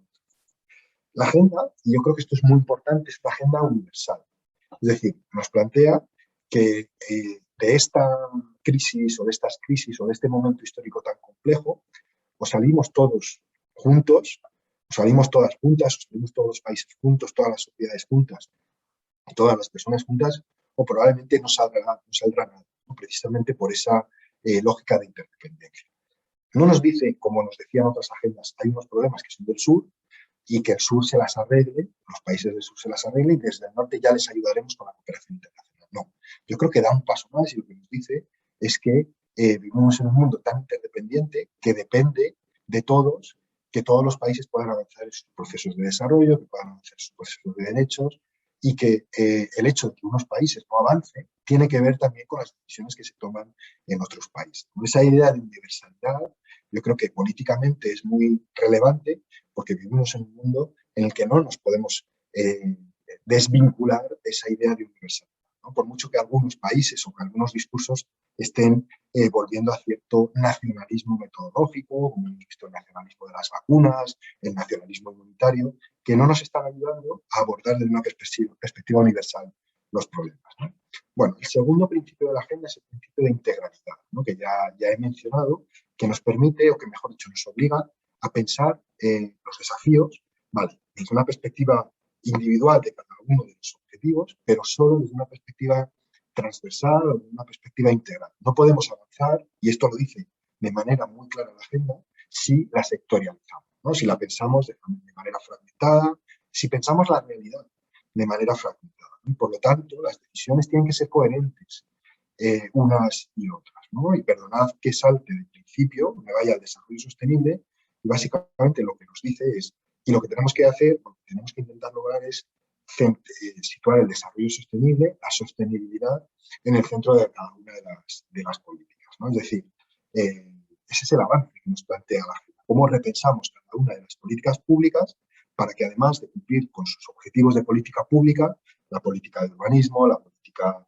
de educación, la política ambiental, la política educativa, ya sé que no todas las políticas recaen de igual manera en los ámbitos de las entidades locales, pero como todas y cada una de las políticas tienen compromisos y tienen obligaciones respecto al desarrollo sostenible, ¿no? Es decir, cómo todos los ámbitos de la política tienen que hacer la reflexión de cómo le interpelan los diferentes objetivos o las diferentes propuestas de la agenda, ¿no? Yo creo que esa idea de situar el desarrollo sostenible en el centro es clave. Y no es algo ideológico, no es que como se apuesta por el desarrollo sostenible como un enfoque válido, es el que tiene que estar en el centro de la agenda. No, es que lo que no es realista en este momento, ante la crisis climática, ante los desafíos que tenemos, es poder pensar que si no situamos el desarrollo sostenible en el centro, vamos a poder tener políticas que realmente cumplan y den respuesta a los problemas de la ciudad, ¿no? Por eso yo creo que esa idea de sostenibilidad en el centro es muy importante, ¿no? Y luego la agenda nos propone dos elementos más, ¿no? El de responsabilidades compartidas pero diferenciadas, que ya lo he planteado. No nos llama a trabajar todos o a asumir toda la misma carga de responsabilidad, pero nos llama a todos y a todas a asumir la responsabilidad que tenemos en la respuesta a los problemas globales. Si no, no nos vamos a resolver, ¿no? Y por último, es por primera vez una agenda global, pero que a su vez es multinivel y multiactor, como ya he planteado antes y no me tengo mucho en ello, ¿no? Y aquí es donde yo creo que entra el desafío fundamental, y con esto voy terminando la tercera parte para meterme en la política de cooperación. Y es cómo avanzamos desde lo local cuando sabemos perfectamente que hay una gran resistencia desde la política pública en todos los ámbitos, pero también en el ámbito local, a abordar principios que en realidad son contrarios a la política pública. La política pública es local o nacional, pero no tiene normalmente una dimensión global, una dimensión universal. Generalmente no es una política integral, sino que está muy sectoralizada, a excepción de algunas políticas que sí que son más transversales, ¿no? Tenemos los objetivos muy compartimentados y hay un reparto competencial, ¿no? Y además luego tenemos límites que son coyunturales, no contamos con capacidades, normalmente quien está encargado o encargada de impulsar la Agenda 2030 o la cooperación en el ámbito de los gobiernos locales tiene otras tantas responsabilidades y otras tantas cosas que hacer en su ámbito competencial, ¿no? Por lo tanto, tenemos escasez de recursos, de capacidades y tenemos inercias que nos llevan a reproducir las formas de trabajar y que nos permiten o nos impiden o que tienen mucha resistencia al cambio, ¿no? Y luego, en el fondo, la agenda nos está llamando a pensar a largo plazo cuando creo que sabéis mejor que yo que tenemos casi siempre incentivos, urgencias y demandas para actuar en el corto plazo, ¿no? Y ahí tenemos un cortocircuito político pues muy evidente, ¿no? Pero creo que sabiendo los límites que tiene la política pública, pensar las políticas o repensar las políticas o intentar tensionar las políticas públicas desde los principios que nos plantea la agenda, creo que es un ejercicio necesario. Es un ejercicio importante. Yo he tenido, por ejemplo, la oportunidad de acompañar al Ayuntamiento de Madrid en el impulso de esta agenda y he evidenciado cómo un ayuntamiento tan grande tiene todas estas limitaciones tan evidentes, ¿no? Pero simplemente el hecho de forzar, de incorporar planteamientos que traten de incorporar estos principios en las políticas ya genera cambios que son relevantes, ¿no? Y hemos podido observar algunos en los años anteriores en el Ayuntamiento de Madrid. Bueno, yo con esto me voy ya metiendo en la última parte, que es la parte que tiene que ver con la política de cooperación, ¿no? Lo que he intentado hacer hasta ahora es, sobre todo, situar a los gobiernos locales en el centro de un contexto histórico de crisis global, pero también de responsabilidades y de potencialidades para responder a esos problemas. Con lo que voy a hacer, con lo que voy a terminar esta intervención, es situando, identificando a la cooperación internacional como una de las políticas importantes. No es la única, pero bueno, es lo que nos trae hoy a esta sesión, ¿no? Yo creo que tendríamos que hablar de la política ambiental, que tendríamos que hablar de la política turística, de la política... Ya sé que unos ayuntamientos son muy distintos a otros, ¿no? Pero ahora vamos a hablar de la cooperación internacional como una política que yo creo que es crítica para poder abordar algunos de estos desafíos. No sé, de todos modos, como ya llevo un rato hablando y no somos muchas personas, si alguien tiene algo que plantear, algo que decir, yo en el chat veo que no hay movimiento, podéis hacerlo ahora si queréis, o si no os parece un buen momento, yo continúo. Yo creo que me quedan como 10 minutos, como muchísimo, y entonces ya sí que abrimos un espacio para debates, preguntas, para que compartáis todo lo que queráis. Vale. Bueno, como veo que no hay por ahora reacción, yo continúo. Ya sé que además así soltado un poco en frío, pues igual os pilla un poco con el pie cambiado. Así que podéis ir pensando vuestras reflexiones para después. Bueno, ¿por qué la cooperación? Bueno, la cooperación por varias razones. Primero, porque esta es un acto que organiza la Coordinadora de ONGs de Desarrollo y de Cooperación de la región de Murcia, ¿no? Esto no significa que la cooperación sea, como decía antes, la única forma de responder a los problemas globales. Creo que hay que abordar una coherencia en el conjunto de las políticas que cada vez incorporen más principios, más objetivos y más criterios de sostenibilidad, ¿no? Yo creo que esto es un mandato clarísimo y que podemos tener más o menos resistencia, pero el mandato está ahí y acabará entrando, yo creo, que en todos los ámbitos de política, ¿no? Pero yo creo que la cooperación internacional y la cooperación internacional en los ámbitos locales es fundamental también para amplificar esa respuesta, para abordar algunos problemas que desde otras políticas no se pueden abordar, también para construir ciudadanía crítica, ciudadanía comprometida, para construir procesos de cambio y procesos de transformación, ¿no? Bueno, veo que hay una intervención, pero que de momento no es una reflexión, así que luego iremos a ella. Gracias, Verónica. Bueno, la cooperación internacional. Y además, no estamos en cualquier país para hablar de cooperación local o de cooperación descentralizada. Y no estamos en cualquier momento. España, yo creo que es uno de los países que ha sido más interesantes desde la perspectiva de la cooperación descentralizada, ¿no? Porque tiene un modelo de cooperación muy particular, con algunos elementos interesantes, muy positivos, y otros que han sido problemáticos, ¿no? Y yo creo que la cooperación descentralizada, la cooperación local, la cooperación de las comunidades autónomas, es un rasgo distintivo de la cooperación española y desde mi punto de vista es un rasgo muy positivo. Pero creo que todavía tiene mucho recorrido por delante la cooperación local para otros, ¿no?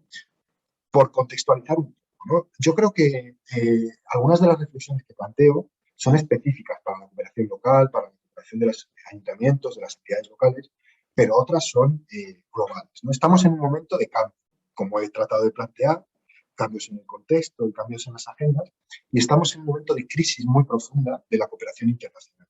Y esto es importante que lo planteemos, porque mi llamada aquí o el mensaje más fuerte que quiero dejar es que necesitamos que apostéis por la cooperación. No es que lo necesitamos, es que nos va la vida en ello, que apostéis los municipios por la cooperación, porque es vuestra responsabilidad. Pero ojo, no vale cualquier cooperación. Yo creo que, ya sé que ahora estoy empezando a ser súper antipático, pero bueno, es mi papel. Para eso me han llamado. Necesitamos más cooperación, necesitamos que asumamos esto como una responsabilidad pública, pero necesitamos mejor cooperación. No vale toda la cooperación. Y eso no significa que lo hayamos estado haciendo mal. Hemos hecho cosas muy bien y hemos hecho cosas mal, por supuesto. Pero el cambio en el contexto global, el cambio en el ciclo histórico, nos está llamando a hacer otro tipo de cooperación, profundizar en algunos elementos y transformar otros. Y yo creo que es importante también que hagamos esa lectura, ¿no? El hecho de que no se ha hecho una actualización del sistema de cooperación frente a los desafíos que tenemos hace que también estamos ante una crisis internacional de la cooperación para el desarrollo, y que por eso necesitamos abordar algunos cambios. No me voy a meter mucho en ellos porque me voy a centrar en la cooperación descentralizada, ¿no?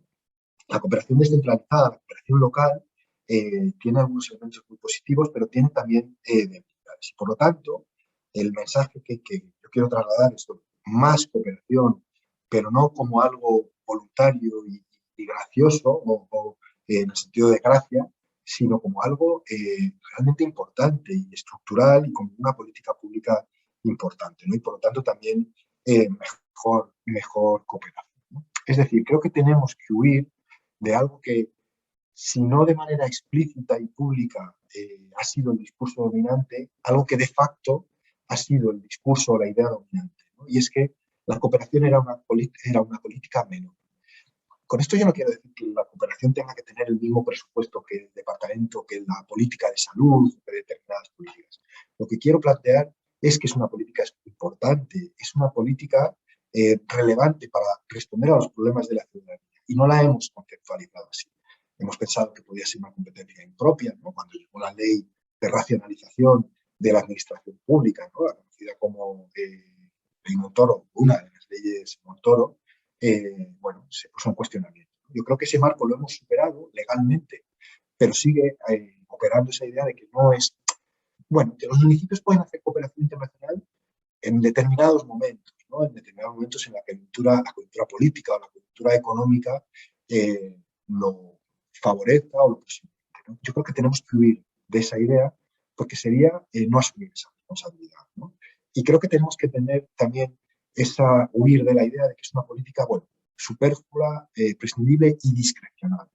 No lo es o no debería serlo, ¿no? Si hablamos del deber ser, no debería serlo, porque es una política que nos sirve para responder a desafíos multinivel y que, por lo tanto, nos ayuda a hacer mejor política y nos ayuda a transformarla, ¿no? Y ahí vuelvo a esa idea que para mí es potente, de no abandonar el imperativo ético, es decir, no debemos hacer cooperación solo por interés propio, ni mucho menos. Creo que hay un imperativo ético, compartimos el proyecto de humanidad y no podremos decir que vivimos en un mundo justo si no disfrutan todas las personas de los derechos humanos y del bienestar y de la dignidad, ¿no? Pero es que es un imperativo político democrático, ¿no? La gestión compartida de los asuntos y de los problemas globales desde ese principio de responsabilidades compartidas pero diferenciadas del que hablaba antes, ¿no? Bueno, desempolvando un poco imágenes para preparar esta presentación, bueno, teníamos determinados, o parecía que teníamos determinados consensos. Esta foto ya tiene años, es de los años 90, ¿no?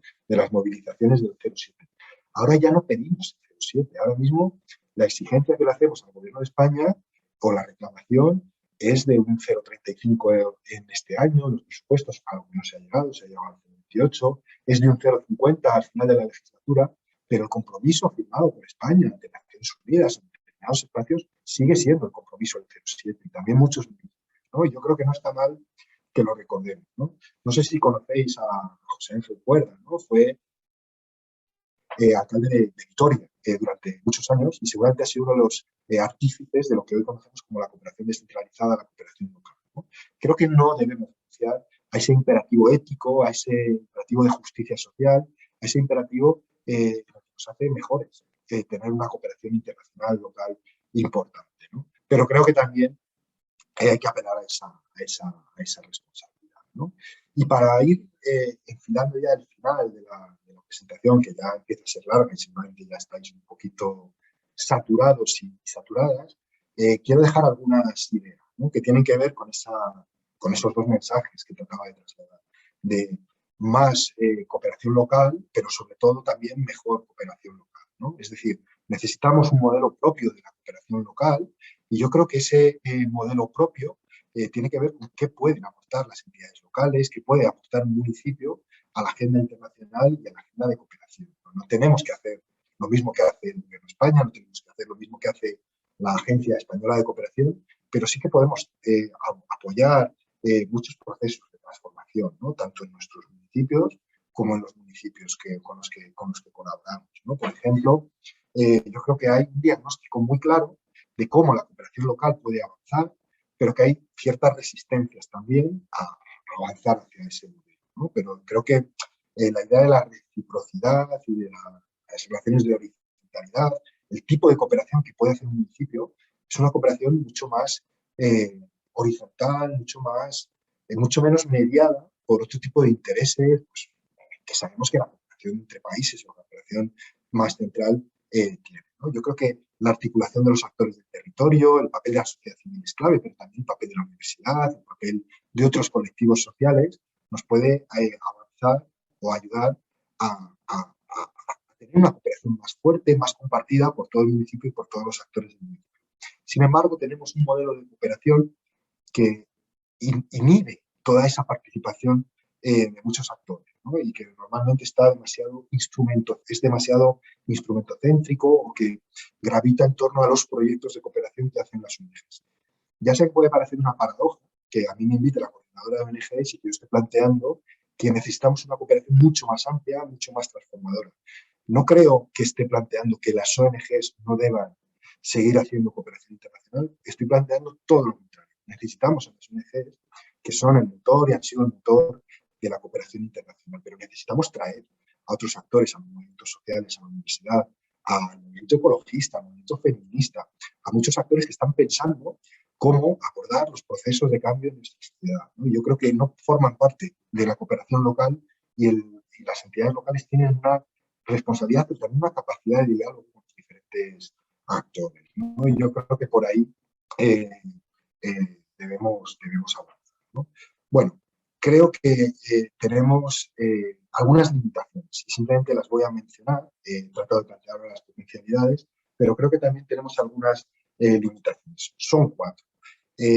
Las voy a mencionar simplemente porque prefiero que nos quede un poquito de tiempo para debatir y espero no acabar con vuestra paciencia y que nos queden ganas de debatir ni de discutir. La primera, no insisto, porque ya me vais a acabar odiando, pero tiene que ver con la falta de responsabilidades, de asunción de responsabilidades. Es decir, lo primero que necesitamos respecto a la cooperación internacional en el ámbito local, y no solo en el ámbito local, es un cambio de mentalidad respecto a cómo nos interpela y cómo genera una responsabilidad, ¿no? También al ámbito de lo local, ¿no? Creo que el reparto competencial no nos ayuda a entender que esto es parte de nuestra responsabilidad, ¿no? Yo creo que hay que abordarlo desde esa lógica, ¿no? Bueno, yo creo que por otro lado, la cooperación también ha tenido una cierta rigidez para asumir lógicas de funcionamiento distintas, ¿no? Se ha visto desbordada en muchas ocasiones por la realidad, por otros movimientos sociales, por otras formas de hacer política, y la cooperación no ha formado siempre parte de esos procesos, ¿no? Y me parece que es interesante cierto desbordamiento por parte de otras dinámicas sociales y de otras dinámicas políticas, ¿no? Luego podemos profundizar si os interesa esto, pero voy a pasar un poquito rápido. Creo que tenemos otra limitación importante y es la brecha entre el discurso y la práctica. Y permitidme que aquí sea muy crítico y que sea autocrítico, pero especialmente crítico. Creo que en pocas políticas existe una brecha tan amplia como en la política de cooperación respecto a lo que decimos que hacemos, decimos que queremos hacer y lo que realmente hacemos, ¿no?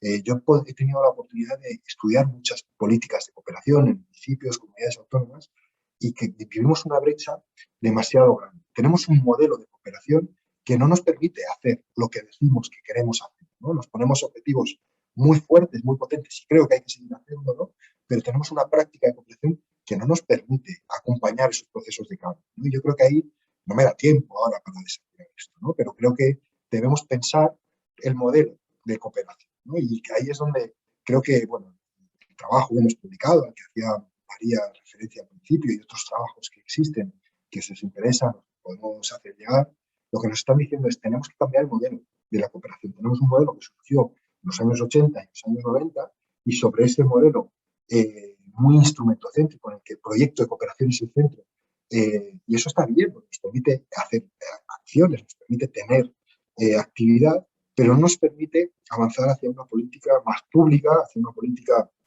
más estructural y más sistémica, ¿no? Yo creo que tenemos que abandonar la lógica de los instrumentos como el eje vertebrador de la política de cooperación para hablar de los procesos de diálogo y de los procesos de cambio, ¿no? Ya sé que es muy fácil plantear esto en términos discursivos, en términos narrativos y hacerlo de manera tan a brocha gorda como lo estoy haciendo yo en este momento, pero bueno, es algo sobre lo que hemos reflexionado y que si os interesa podemos pues eso, pasar bibliografía o incluso buscar algún espacio posterior de desarrollo, ¿no? de estas ideas.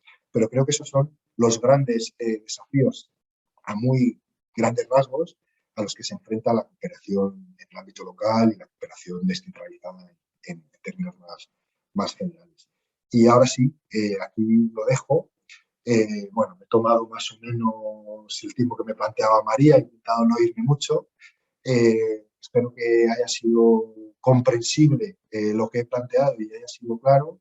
Y os agradezco mucho haber estado ahí. Como no os veo, no sé si habéis podido seguir pues eso, con cercanía o no. Pero bueno, yo lo que os diría, bueno, yo le cedo nuevamente la palabra a María para que dinamice ya el debate. Pues muchas gracias, Nacho. Como poco nos vamos con un montón de ideas, ¿no? Creo. Si hay alguna pregunta, alguien que no quiera usar el micro la puede poner en el chat, y si hay alguna pregunta de alguien que quiera intervenir, ahora es el momento. Verónica, si quieres encender el micro. Hola, ¿se oye? Sí. Genial. Es que, perdón porque no tengo cámara y la verdad es que sí es muy impersonal esto de estar sin cámara, pero el ordenador es bueno, es muy antiguo. En fin, muchas gracias, Nacho. Te decía por privado antes que siempre es un gusto escucharte y aprender mucho, ¿no? De ti y contigo y bueno, que sigamos compartiendo espacios como este. A mí me surgían algunas dudas y bueno, agradecerte también la reflexión que hacías, ¿no? Ya casi al final de tu intervención, diciendo que cuando decimos que queremos una cooperación más transformadora, no significa dejar de hacer lo que sabemos, sino hacer cosas para impactar mejor, ¿no? O sea, que tengamos una capacidad de llegar más lejos. La pregunta o las preguntas son como muy básicas, ¿no? O sea, porque pensando en la cooperación local, en los ayuntamientos, en las diputaciones también, que quieran arrancarse, ¿no? En esto de la cooperación, ¿cómo crees, cuál crees que debe de ser el primer paso para que estas entidades locales puedan satisfacer esta inquietud, ¿no? Empezar de cero a tener una política de cooperación sin experiencia alguna. ¿Cómo pueden arrancar, ¿no? ¿Y qué papel podemos tener ahí también las organizaciones para acompañar, ¿no? Y para trabajar conjuntamente? Porque parece que arrancar es lo más difícil, pero luego también vemos experiencias muy ricas y bueno, pues muy avanzadas, ¿no? De cooperación en lo local que son muy interesantes. Entonces, eso, ¿cómo damos el primer paso?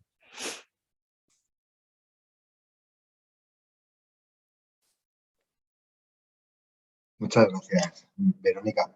La verdad es que cuando me has puesto en privado, solo veía a Verónica, no sabía que eras tú. Aunque no tengas cámara, personalmente eh, te pongo perfectamente la imagen. No sé, María, cómo quieres que hagamos. Si veo que hay otra palabra levantada, podemos acumular más reflexiones y yo creo que también lo plantearía como un diálogo, no tanto como un partido de tenis con preguntas y respuestas, porque a mí también me encantaría escuchar la reflexión de Vero sobre esto, que estoy convencido de que también tiene ideas. Yo alguna voy a intentar compartir.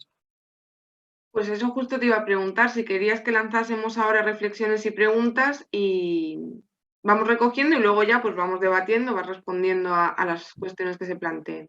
Yo creo que mejor, sí. Vale, entonces Eva, cuando quieras. Ya. Vale, pues gracias María y gracias Nacho, porque para mí siempre es un placer escucharte. La primera vez que coincidimos, bueno, no, seguro que no te acordarás, fue en la Facultad de Economía de aquí de la Universidad de Murcia, y la verdad que a mí me hizo vibrar mucho pues, ese discurso crítico y a la vez basado en conocimiento que tienes, ¿no?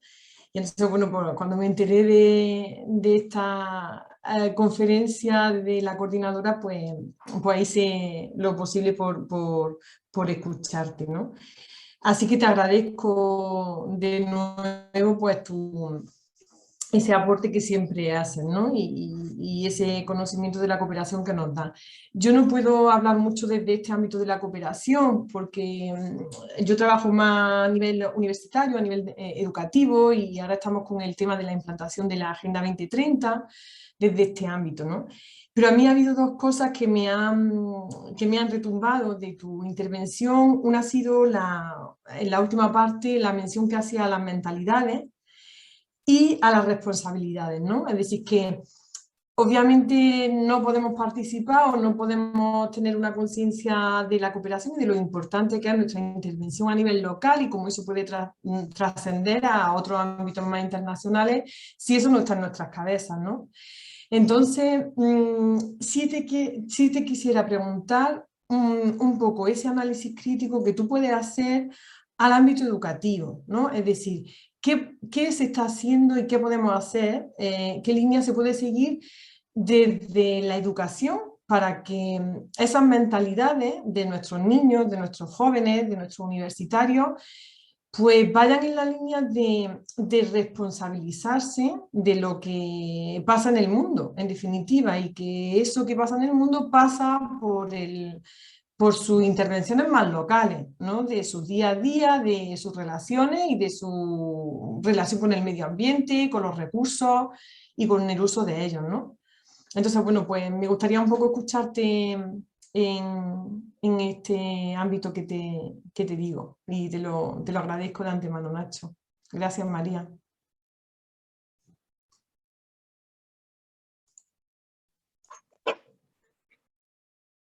Bueno, ahora que se amplía para mí, como tenía la pantalla, el PowerPoint, empiezo a ver los nombres y empiezo a ver que estamos aquí en familia y con algunas personas muy conocidas por mí. Es una alegría. ¿Qué hago, María?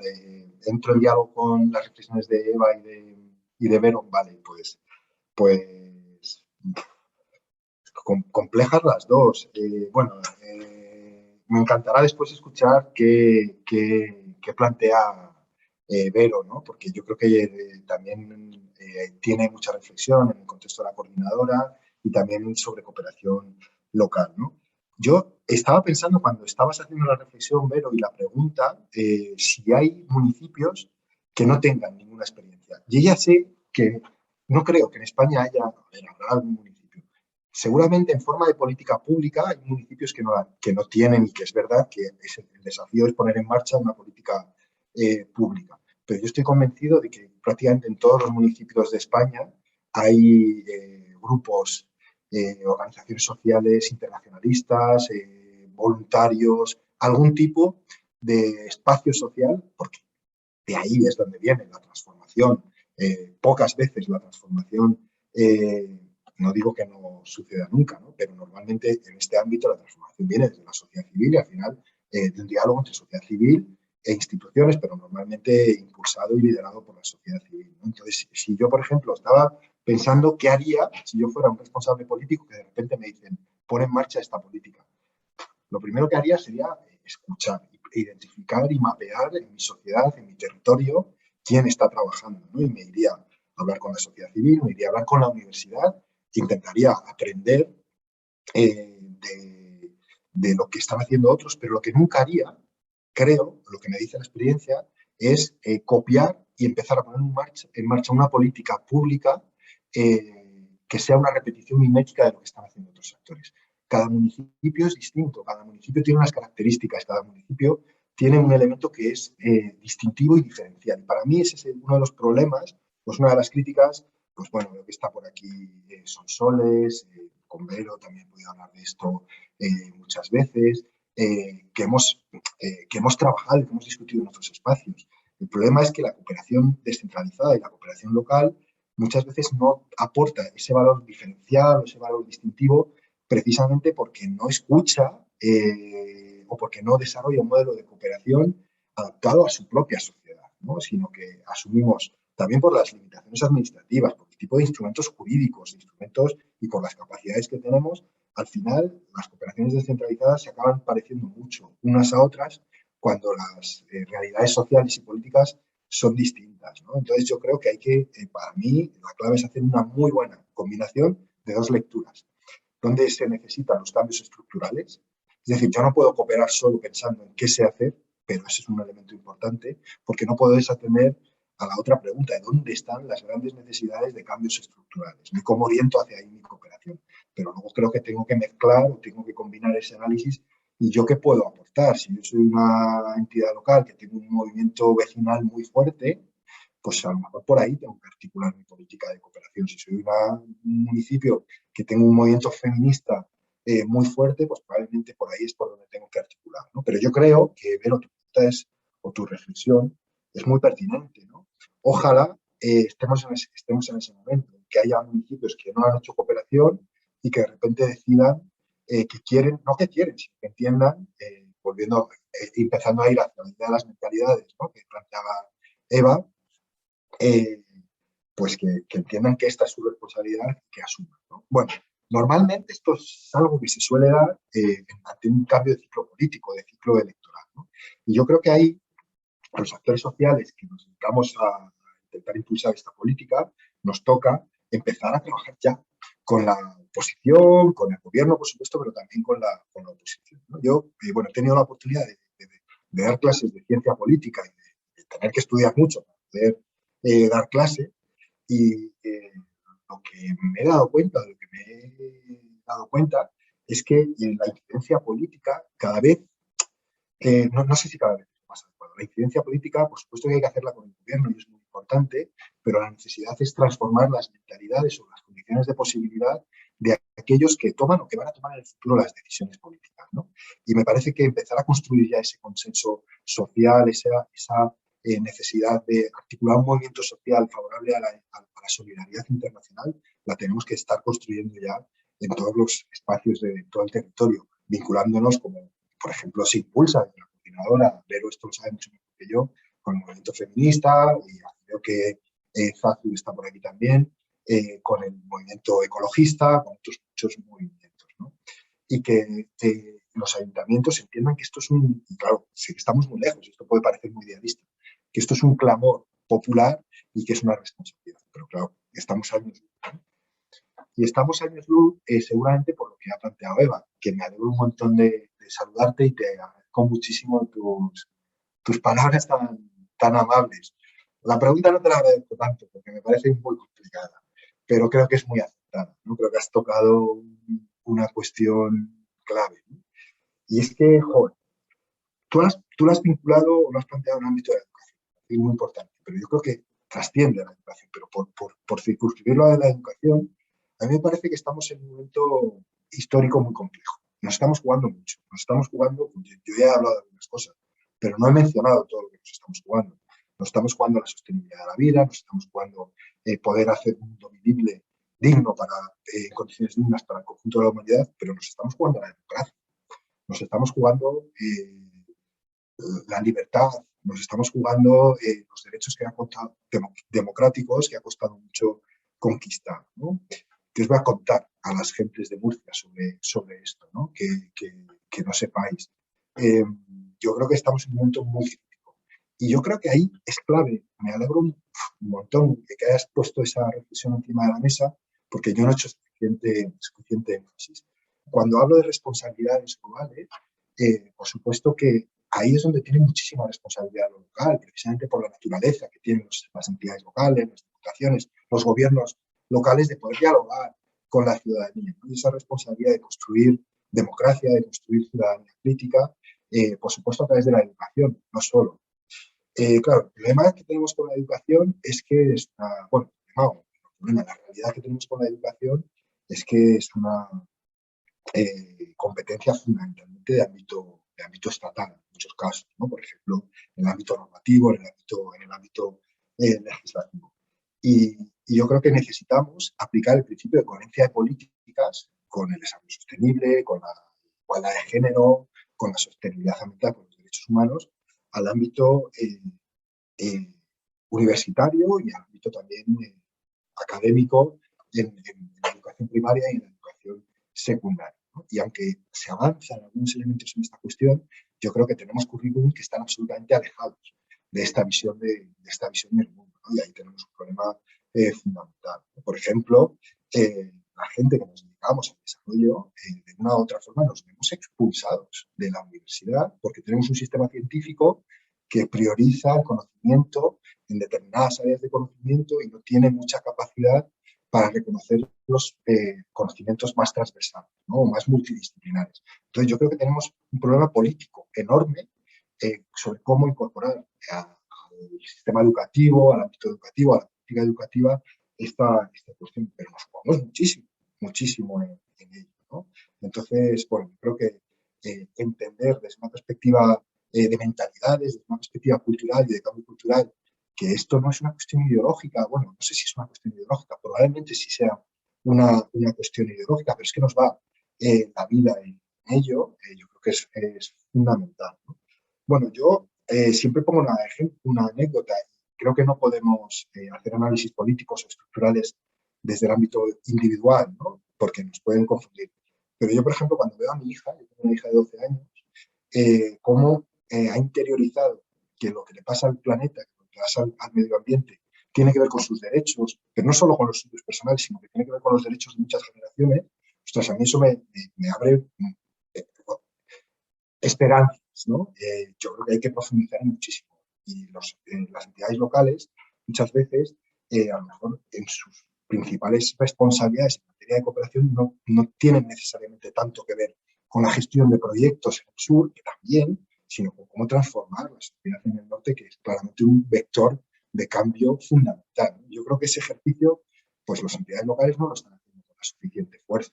Y por ahí lo conecto con la reflexión que hacía Vero, ¿no? Yo creo que tenemos que cambiar nuestra sociedad en el norte y la política de cooperación tiene que actuar como una palanca de cambio política hacia el interior de nuestros gobiernos, ¿no? Y ese papel no lo está jugando tanto. Tu pregunta era demasiado compleja como para abordarla con suficiencia, pero bueno, hay que reflexionar sobre ello. Muchas gracias, Nacho, muchas gracias. Sí, muchas gracias, Nacho. No sé si puedo reaccionar a algo que has dicho. Que además también, Eva, te agradezco muchísimo la pregunta porque es una de las cosas que siempre nos ronda, ¿no? Que el papel de la educación, la ciudadanía global, sabes que están por ahí ahora justo en el Congreso de Goa, el quinto Congreso de la Educación para la Transformación Social, que está ahora dentro de un par de días, creo que empieza, o ya prácticamente, pues es otro de los temas. Pues ahí yo creo, Nacho, que apuntabas a una cuestión, a un concepto de calidad, ¿no? De cómo se concibe la cooperación como una política pública frente a un impulso de quien esté en el gobierno o en el lugar y momento oportuno durante un periodo determinado, ¿no? Entonces, concepción de política pública como una punta de calidad, pero también de planificación, de visión a largo plazo, de visión de impacto, de una serie de cosas que, bien, la pregunta y retorno que me hacías de si hay o no ayuntamientos o entidades que no hacen cooperación o que no se han lanzado ahora, voy a investigar. Acepto el reto, pincho, o sea, cojo el gancho porque creo que sí merece la pena saberlo y ver también qué esfuerzos se pueden hacer, ¿no? Porque en ocasiones justamente lo que nos impide es las cantidades, ¿no? Decimos, porque hay una cuestión de calidad, pero también una cuestión de cantidad, ¿no? Para lo poquito que doy, esto no se considera y si no se considera, pues ¿para qué lo voy a planificar? Pero no nos damos cuenta de que existen mecanismos e instrumentos que nos permiten concertar esas acciones, planificar de forma más adecuada y mejorar también nuestro impacto, ¿no? En una necesaria colaboración entre los actores en un mismo nivel y con otros iguales en otros contextos, ¿no? Entonces creo que son cuestiones a tener en cuenta también y que podrían ser como un aprendizaje. Ese diálogo, suscribo el diálogo y el aprendizaje y no repetir. Desde luego no nos vamos a poner a formular todas leyes normativas copiando experiencias que ya hemos mostrado, que ya se han demostrado muchas veces insuficientes y muchas veces pues llenas de errores y creo que lo más importante es ese diálogo, esa concertación, esa planificación y esos aportes de calidad, ¿no? Tener en cuenta que esto va para largo y con una visión de impacto. Gracias por devolverme un gancho ahí que me he picado, voy a investigarlo. Una cosa, a ver, hay muchos que no hacen cooperación, o sea, yo creo que el desafío es cuántos de los que no hacen cooperación podrían tener voluntad. El problema es que hay muchísimos municipios que no hacen cooperación, pero nada, ánimo con esa investigación que yo creo que nos servirá a todos y a todas. Ahora mismo estoy temiendo el correo que me llegará mañana de Vero, de voy a hacer una investigación, ¿te apuntas? Yo me apunto. Vera, contigo. Genial. Aprovecho que tomo la palabra para pasársela a Praxedes para hacer una reflexión a este respecto, porque hay muchos municipios en Murcia que no hacen cooperación y hay muchos que la hacían hasta la crisis de 2007-2008. Entonces, es un reto que aquí sí que se ha procurado mantener el contacto con las administraciones locales, porque no se pierde ese gancho, pero claro, después de más de 10 años no te encuentras ni a la misma gente trabajando ahí. Entonces, creo que ahí hay un doble reto, el de enganchar a los municipios que por la cuestión que sea nunca han tenido esa política, y a los que la tenían y hay que despertarles el gusanillo por recuperarla, porque han estado ya haciendo cosas y tienen una experiencia previa que seguro que se puede aprovechar, por supuesto. Y dicho esto, Praxedes, no sé si tienes una reflexión o una pregunta, pero lo que tengas. Vale. Hola, ¿qué tal? Encantada de estar aquí. Perdón. Gracias por el acto, por haberme invitado. Saludo también a Eva, que nos conocemos. De aquí ahora mismo conozco solamente a Eva. He invitado a mi alumnado universitario para que viniera, pero escucharán, parece ser que no han venido. Desde la docencia también universitaria, pues estoy en el ámbito de cooperación al desarrollo local y algún máster por ahí también en ese tema. Bueno, es reflexión, pero también a veces, también, pues no sé si podría ayudarme un poco en esa respuesta. Iba por lo que decía también Verónica, el tema de la ciudadanía global. Yo creo que a nosotros como educadores nos toca eso, pero yo veo que hay reacciones, o sea, que no llama a la ciudadanía, o sea, no llama a ese compromiso porque es demasiado, tal vez, demasiado alejado de algo que puedan tocar, ¿no? Porque yo creo que carecemos de una formación sobre ciudadanía, ¿no? Aunque no le pongamos ese nombre, le pongamos otro, o esa visión ética no está, y yo creo que carecemos de hacer ese discurso. Entonces habría que trabajarlo más en detalle.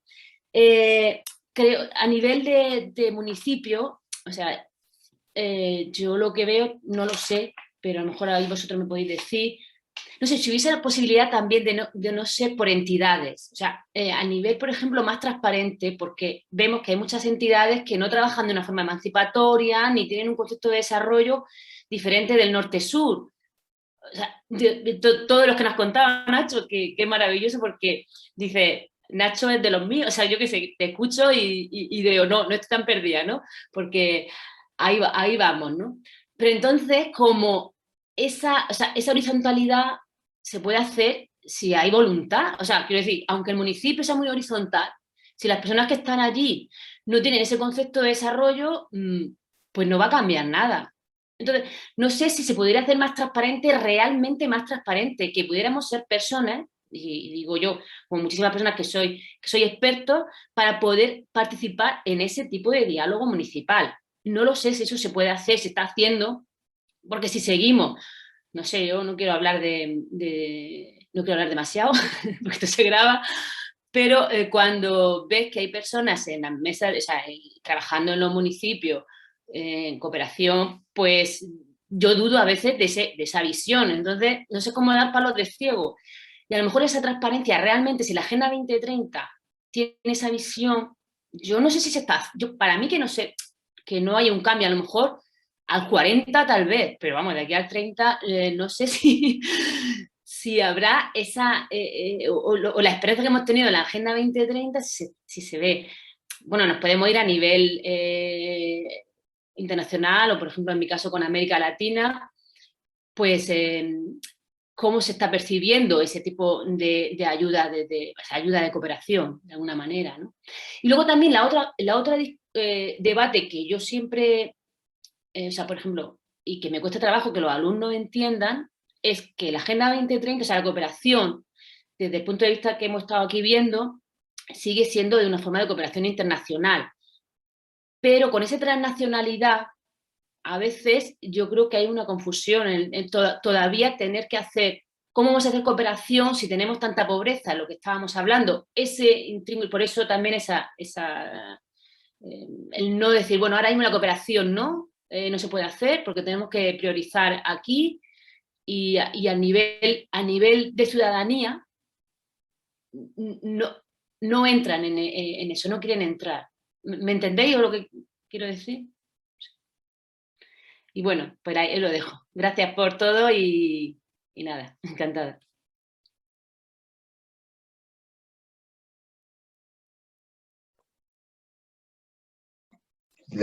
Bueno, pues respondo yo, pero vamos, yo estoy viendo aquí que hay gente que seguramente tiene una reflexión muy interesante y seguro que mucho más desarrollada sobre esto.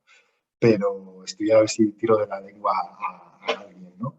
Pero me parece muy interesante la reflexión, pregunta que hace Praxedes, te la agradezco un montón, ¿no? Y yo creo que, bueno, para empezar, me siento muy reconocido en lo que has dicho de que has invitado a los estudiantes y no han podido venir. Les tenías que haber dicho que a lo mejor daban algún crédito. Entonces, seguro que habían venido en masa, ¿no? Y creo que tiene que ver también con lo que planteaba Eva, ¿no? De la educación y de cómo hemos mercantilizado mucho nuestro conocimiento y tenemos una relación muy instrumental también con el ámbito académico, con el ámbito universitario. Pero ya sé que tu reflexión no iba por ahí, ¿no? Bueno, yo creo que has planteado varias cosas, no sé si me voy a meter en todo, ¿no? Pero yo creo que, a ver, creo que tenemos un problema y, por ejemplo, aquí está Zazu, que está coordinando, está participando en Futuro en Común, también Verónica, lo he podido hablar con ella, también está o estaba hace un rato Sonsoles, y la veo por aquí, que es la presidenta, la coordinadora de la madrileña, de la Federación Madrileña de la Red de ONGs de Madrid, en varios espacios, yo desde trabajos de asesoría a un ayuntamiento, a una comunidad autónoma, desde trabajo de incidencia política desde la sociedad civil o desde investigación, he intentado entender cómo se producen los procesos de participación en la política de cooperación, ¿no? Claro, yo creo que es que has dado en la clave. Tenemos una dificultad enorme para extender y ampliar esta política, para que esta política sea atractiva, los procesos de participación sean atractivos para la sociedad, para la ciudadanía, para los movimientos sociales, para la gente joven. Yo creo que también estaría bien hacer un análisis de edad, ¿no? De qué tipo de personas, qué perfil de personas son las que están apoyando, por ejemplo, participando, haciendo voluntariado o activismo en las organizaciones, ¿no? Yo creo que nos cuesta mucho conectar, y esto sabe más Zazu que yo, ¿no? Por eso la he mencionado, perdona el atraco, Zazu, pero cómo nos vinculamos con el movimiento feminista, con el movimiento ecologista. Claro, es muy difícil cuando hemos tenido durante muchos años un discurso muy encapsulado en lo internacional y no hemos hecho ese análisis transnacional o conectando lo local y lo global. Yo creo que llevamos años haciendo esfuerzos muy grandes en el marco de la agenda, en el marco de la política de cooperación, para romper con ese encapsulamiento, para romper con esa diferenciación respecto a otros movimientos sociales, frente a la universidad, es decir, para hacer una política mucho más fuerte y con una base social más fuerte. El problema tiene que ver, desde mi punto de vista, con algo que he planteado antes, es la brecha entre el discurso y la práctica. ¿Qué queremos de muchas de estas organizaciones sociales? ¿Qué queremos de muchos de estos movimientos? Queremos que nos acompañen, queremos que nos apoyen en la construcción de una política, pero luego muchas veces no estamos dispuestos a compartir con ellos la política de cooperación. Seguimos reclamando, y aquí perdonadme que hago una crítica también al papel que hemos jugado como actores sociales, ONGs, a cómo esta política no pueden formar parte de ella otros actores, ¿no? Y al final yo creo que eso ha tenido que ver, o eso ha generado una cierta participación elitista, en términos de teoría política o de ciencia política, una participación muy elitista, dejándose a nosotros, a nosotras, a las ONGs, que somos las que sabemos de esto, las que nos sentamos en el Consejo de Cooperación, las que nos sentamos en los diferentes espacios de interlocución política. Y yo creo que quizá no hemos puesto la suficiente atención para que otros actores participen también en los espacios de interlocución política, en los espacios de gestión de la política, ¿no? Y yo creo que a veces no hemos hecho siempre una invitación suficientemente honesta y abierta a otros espacios, a otros actores de la sociedad civil, ¿no? Ya sé que igual me estoy pegando un tiro en el pie, ¿no? Y estoy teniendo un discurso, bueno, pues que puede ser un poco anticorporativista, pero a veces hemos tenido un discurso corporativista dentro de la cooperación internacional también, ¿no? Y creo que eso no nos ha ayudado. Y la inercia de muchos años construyendo esa política de cooperación no es tan fácil revertir, ¿no? Y yo creo que ahí tenemos un desafío muy fuerte. La coordinadora estatal de ONGs, la coordinadora de la región de Murcia, Futuro en Común, me parece que son la red también de ONGs de Madrid, que está teniendo un proceso de acercamiento, por ejemplo, a asociaciones de vecinos muy interesante. Creo que están dando pasos muy fuertes para intentar romper esas dinámicas de encapsulamiento, ¿no? del papel de las ONGs, pero es realmente complejo, ¿no? y dar pasos en esa dirección, ¿no? Pero yo creo que también mezclándonos en determinados otros espacios es la forma en la que tenemos. Y yo creo que algo que hemos entendido desde el sector de la sociedad civil, de las ONGs, de la cooperación internacional, es que no podíamos pretender mezclarnos y dejarnos desbordar por la sociedad si no formábamos parte del debate público.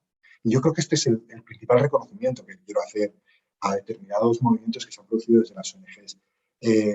Se está empezando a tener un discurso público fuerte sobre ámbitos que tienen que ver con el desarrollo y con la cooperación, pero sobre los que antes no nos posicionábamos de manera tan clara, ¿no? Y yo creo que ahí la Alianza del Futuro en Común está siendo muy interesante. Cómo nos posicionamos sobre la reforma laboral, cómo nos posicionamos sobre la violencia de género, cómo nos posicionamos sobre debates importantes en nuestra sociedad que hemos sido un poco ajenos, ¿no? Y yo creo que eso ha hecho que las ONGs no sean tan atractivas para gente joven o para movimientos sociales. Y yo creo que estamos en un contexto de intentar romper con esas barreras, ¿no? Con esos límites. Bueno, veo que mi intervención ha generado algo de reacción, me alegro, y hay dos palabras pedidas, ¿no? Y yo lo que invito a lo que llamo es a que sigamos en ese camino, ¿no?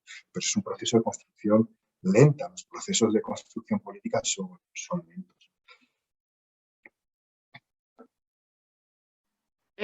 Por pocos segundos, pero Sonsoles ha sido más rápida levantando la mano, así que si quieres intervenir y a continuación, Vero, cuando termine. Gracias. Ha sido por pocos segundos, sí. Lo mío muy rápido, porque es un poco reforzar lo que acaba de decir Nacho. Bueno, agradecer primero a la coordinadora de Murcia que haya organizado este encuentro, porque la verdad es que encuentros como este yo creo que sirven mucho, pues, sobre todo para intercambiar conocimiento, experiencia, ver nosotros las caras. A Nacho, como no, que es un gusto siempre oírle y siempre arroja mucha luz sobre el trabajo que hacemos, sobre todo en cooperación local. Y bueno, yo tampoco voy a arrojar aquí ninguna luz porque yo creo que lo que ha dicho Nacho es bastante clarificador, pero sí que a lo que decía la compañera de antes, la verdad es que a veces es como muy, ¿cómo lo diría? Un poco descorazonador volver siempre a tener que desmontar el discurso este perverso de que, bueno, como aquí pasamos tanta necesidad, ¿cómo vamos a ir a lo de allí? Entonces, tenemos que, es que eso ya, yo creo que lo dijimos en la anterior crisis y yo creo que ya ni lo tendríamos que decir, porque decir eso es como dar fuerza a ese discurso. O sea que yo creo que no habría ni que decirlo, ¿no? Porque estamos en esa concepción como más universal, más global y una concepción de la cooperación como más transversal.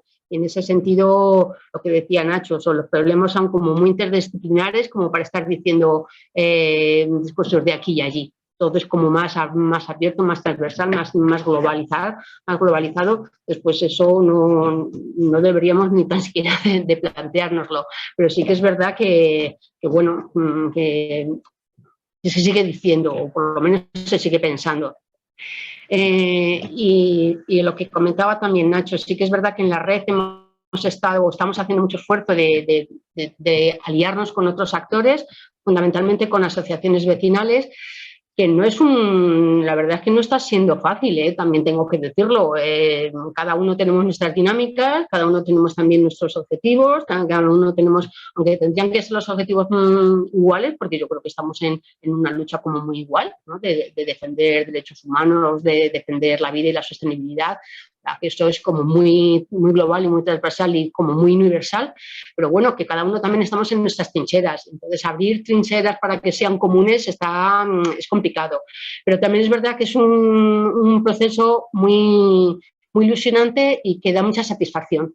Cuando hemos hecho cosas juntos, la Asociación de Vecinos de Madrid y la red de ONGs, pues eso, hemos hecho hace poco una caminata, una actividad de una caminata fotográfica para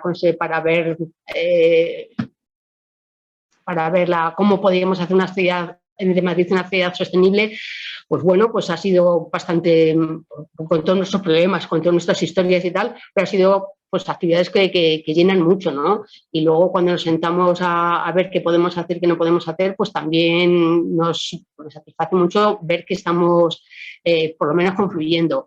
Pero es verdad que el proceso no es fácil. Luego lo hemos intentado también con otros colectivos y no ha resultado. Y eso también pues descorazona un poco, porque dices, bueno, pues venga, vamos a intentarlo, pues intentamos hacer un grupo pues confluyendo con sindicatos, con movimientos de migración, con no sé qué, y no acabamos de ver cómo podemos confluir, y eso pues la verdad es que descorazona un poco. Pero bueno, sí que es verdad que pensamos que tiene que ser eso y ahí lo estamos trabajando, el hacer de la cooperación una cosa como más abierta y más transversal. Y no quiero alargarme más porque es ahondar en lo que ya ha dicho Nacho. Muchas gracias de todas maneras a todos.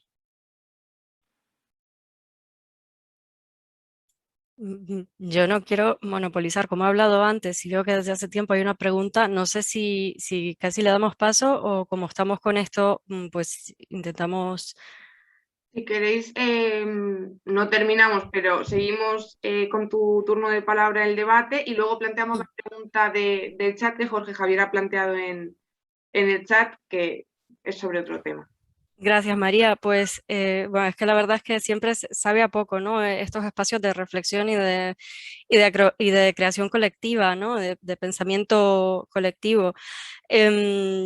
Muchas gracias otra vez, Nacho, por todas las reflexiones que has puesto sobre la mesa. Y yo voy a hablar, o sea, quería compartir como tres cosas, ¿no? Además que me tocan de cerca.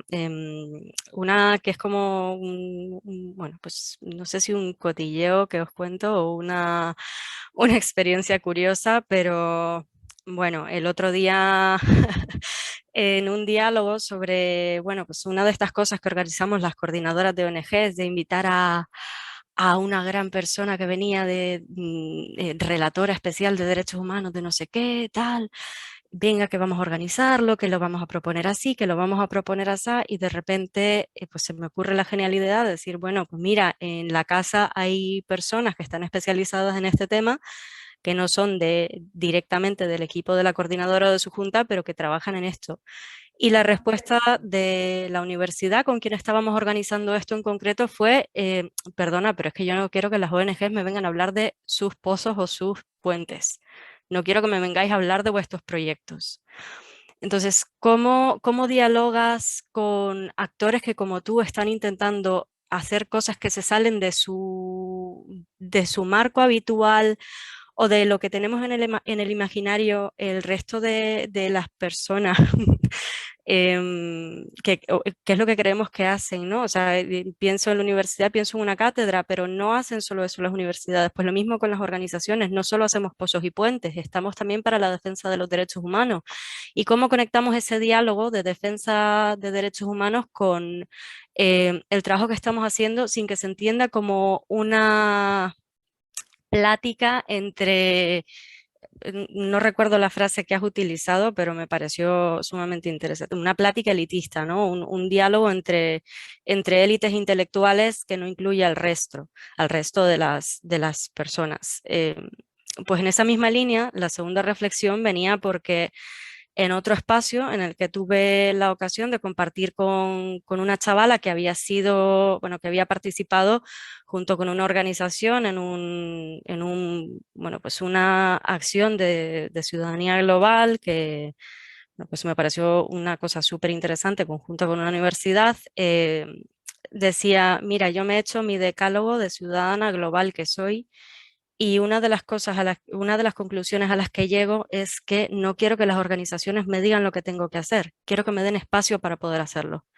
No quiero que me cuenten y me vengan a sensibilizar, conozco los problemas del mundo, dadme espacio, tiene 19 años, va a cumplir 20 dentro de poco. Y esa gran frase cargada de realidad, como un buen puñetazo sobre la mesa, perdón por el lenguaje no pacifista, pues también fue un golpe de realidad para muchas personas que pensaban, pues todas estas ignorantes que salen de los diferentes lugares, les tengo que ir a sensibilizar y contar mi librito, ¿no? Muy bien, tenemos que trabajar unidades didácticas, pero hay mucho más que podemos hacer en torno a ciudadanía global y que a lo mejor no estamos considerando como una de las funciones que podemos hacer como organizaciones sociales. Y bueno, esa era otra de las reflexiones que conectaba también con lo que decía Eva. No sé si se queda muy lejos del objetivo que planteaba la jornada, pero bueno, o sea, que ha llevado por estos derroteros y me parece muy interesante compartirlo. Y luego, situaciones que tienen lugar en otras partes del mundo y que conectan con esa globalidad que comentaba Sonsoles, ¿no? Y también con lo que decía al inicio, de defensa de los derechos humanos, ¿no? Y con algo que planteaba Nacho, nos estamos jugando a la democracia, pero nos la estamos jugando no en España, no en Madrid, no en Toledo, no en Murcia, nos la estamos jugando en todo el mundo, nos estamos jugando nuestra vida, la sostenibilidad del planeta, nos estamos jugando a las generaciones futuras, ya no estamos sembrando árboles para que los vean quienes vienen, estamos acabando con el planeta. Bien. Hay muchas situaciones globales que están pasando totalmente desapercibidas y que tenemos una responsabilidad, más allá de preguntar cómo puedo modificar mi proyecto para que se pueda seguir ejecutando en un contexto como el guatemalteco, el palestino, el sudanés o el nicaragüense, que tenemos que contar, que tenemos que compartir y que tenemos que saber interrelacionar con esa globalidad de los problemas, de la globalidad de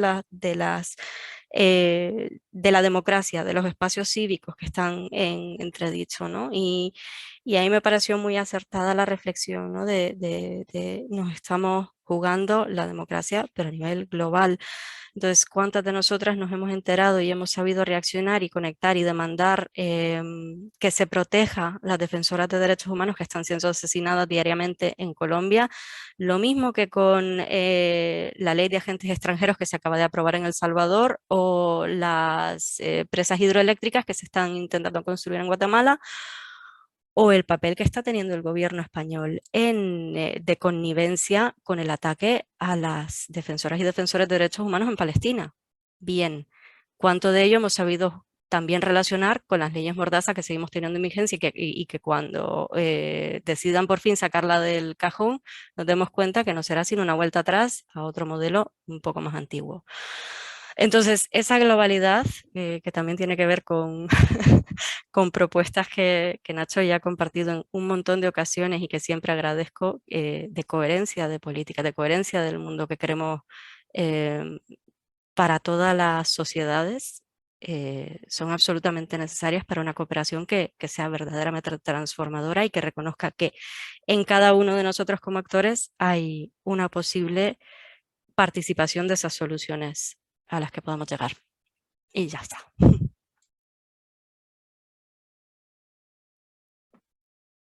Muchas gracias, Vero.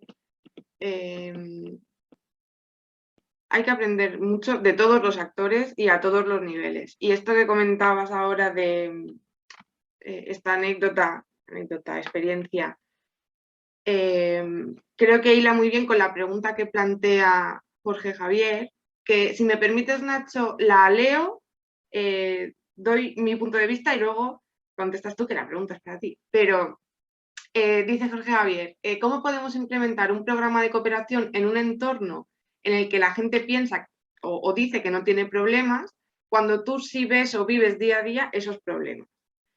Creo que aquí hay varias cuestiones a tener en cuenta. Por lo menos dos reflexiones creo que en este contexto habría que plantear como mínimo. Primero, que es posible que el problema lo veas tú y el grupo objetivo no, y para ellos y ellas no sea un problema, en cuyo caso aquí entra qué tipo de cooperación planteamos. Al final, la problemática, el punto donde actuar con un proyecto, con un programa, tiene que surgir de la población con la que se va a trabajar en ese proyecto o ese programa.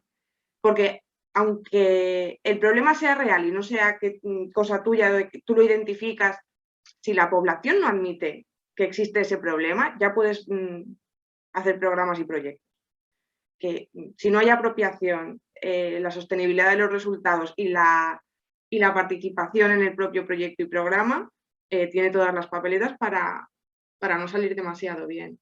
Y luego, qué espacios se están trabajando, se están poniendo a disposición de esa ciudadanía para realmente identificar que existe o no ese problema. La participación creo que es una asignatura pendiente en muchos países y en muchos niveles de la administración de todo el mundo. ¿Cómo participamos? ¿Qué espacios encontramos? ¿Qué facilidades ponemos? Si se tiene que trabajar en la región de Murcia a nivel municipal, a nivel autonómico, ¿por qué no se va a tener que trabajar en otras administraciones con otros grupos de población en los que se plantea hacer un programa de cooperación? Entonces, primero, ver cómo identificamos los problemas y segundo, asegurarnos de que existen las herramientas y los espacios para que la población con la que se trabaja exprese y haga las demandas que tenga que hacer. No sé, Jorge Javier, si la pregunta iba por aquí, si iba por otro lado. Si no la he interpretado bien, porfa, o intervienes tú o lo pones por el chat. Y Nacho, no sé si tienes otra interpretación de esta pregunta que ha planteado. No, yo, vamos, la estaba interpretando también de la misma forma y tengo poco más que decir. O sea, yo creo que la cooperación es una relación bidireccional y entonces, o sea, creo que en la pregunta tiene un plano de respuesta que es el que tú has planteado y si no se dan esas condiciones, yo creo que no hay cooperación que valga, creo. Pero creo que luego nos lleva a un plano un poco más, a lo mejor más político de por qué puede pasar eso, ¿no? Es decir, porque hay gente o grupos o colectivos que no quieren cooperación, ¿no? Y yo creo que eso ya nos lleva a un debate un poco más filosófico, de filosofía política y de historia de la cooperación, ¿no? Y yo creo que tiene que ver con la necesidad de colonizar la cooperación, ¿no? Como mucha gente, muchos grupos o actores entienden que comunidades, que la cooperación es una forma de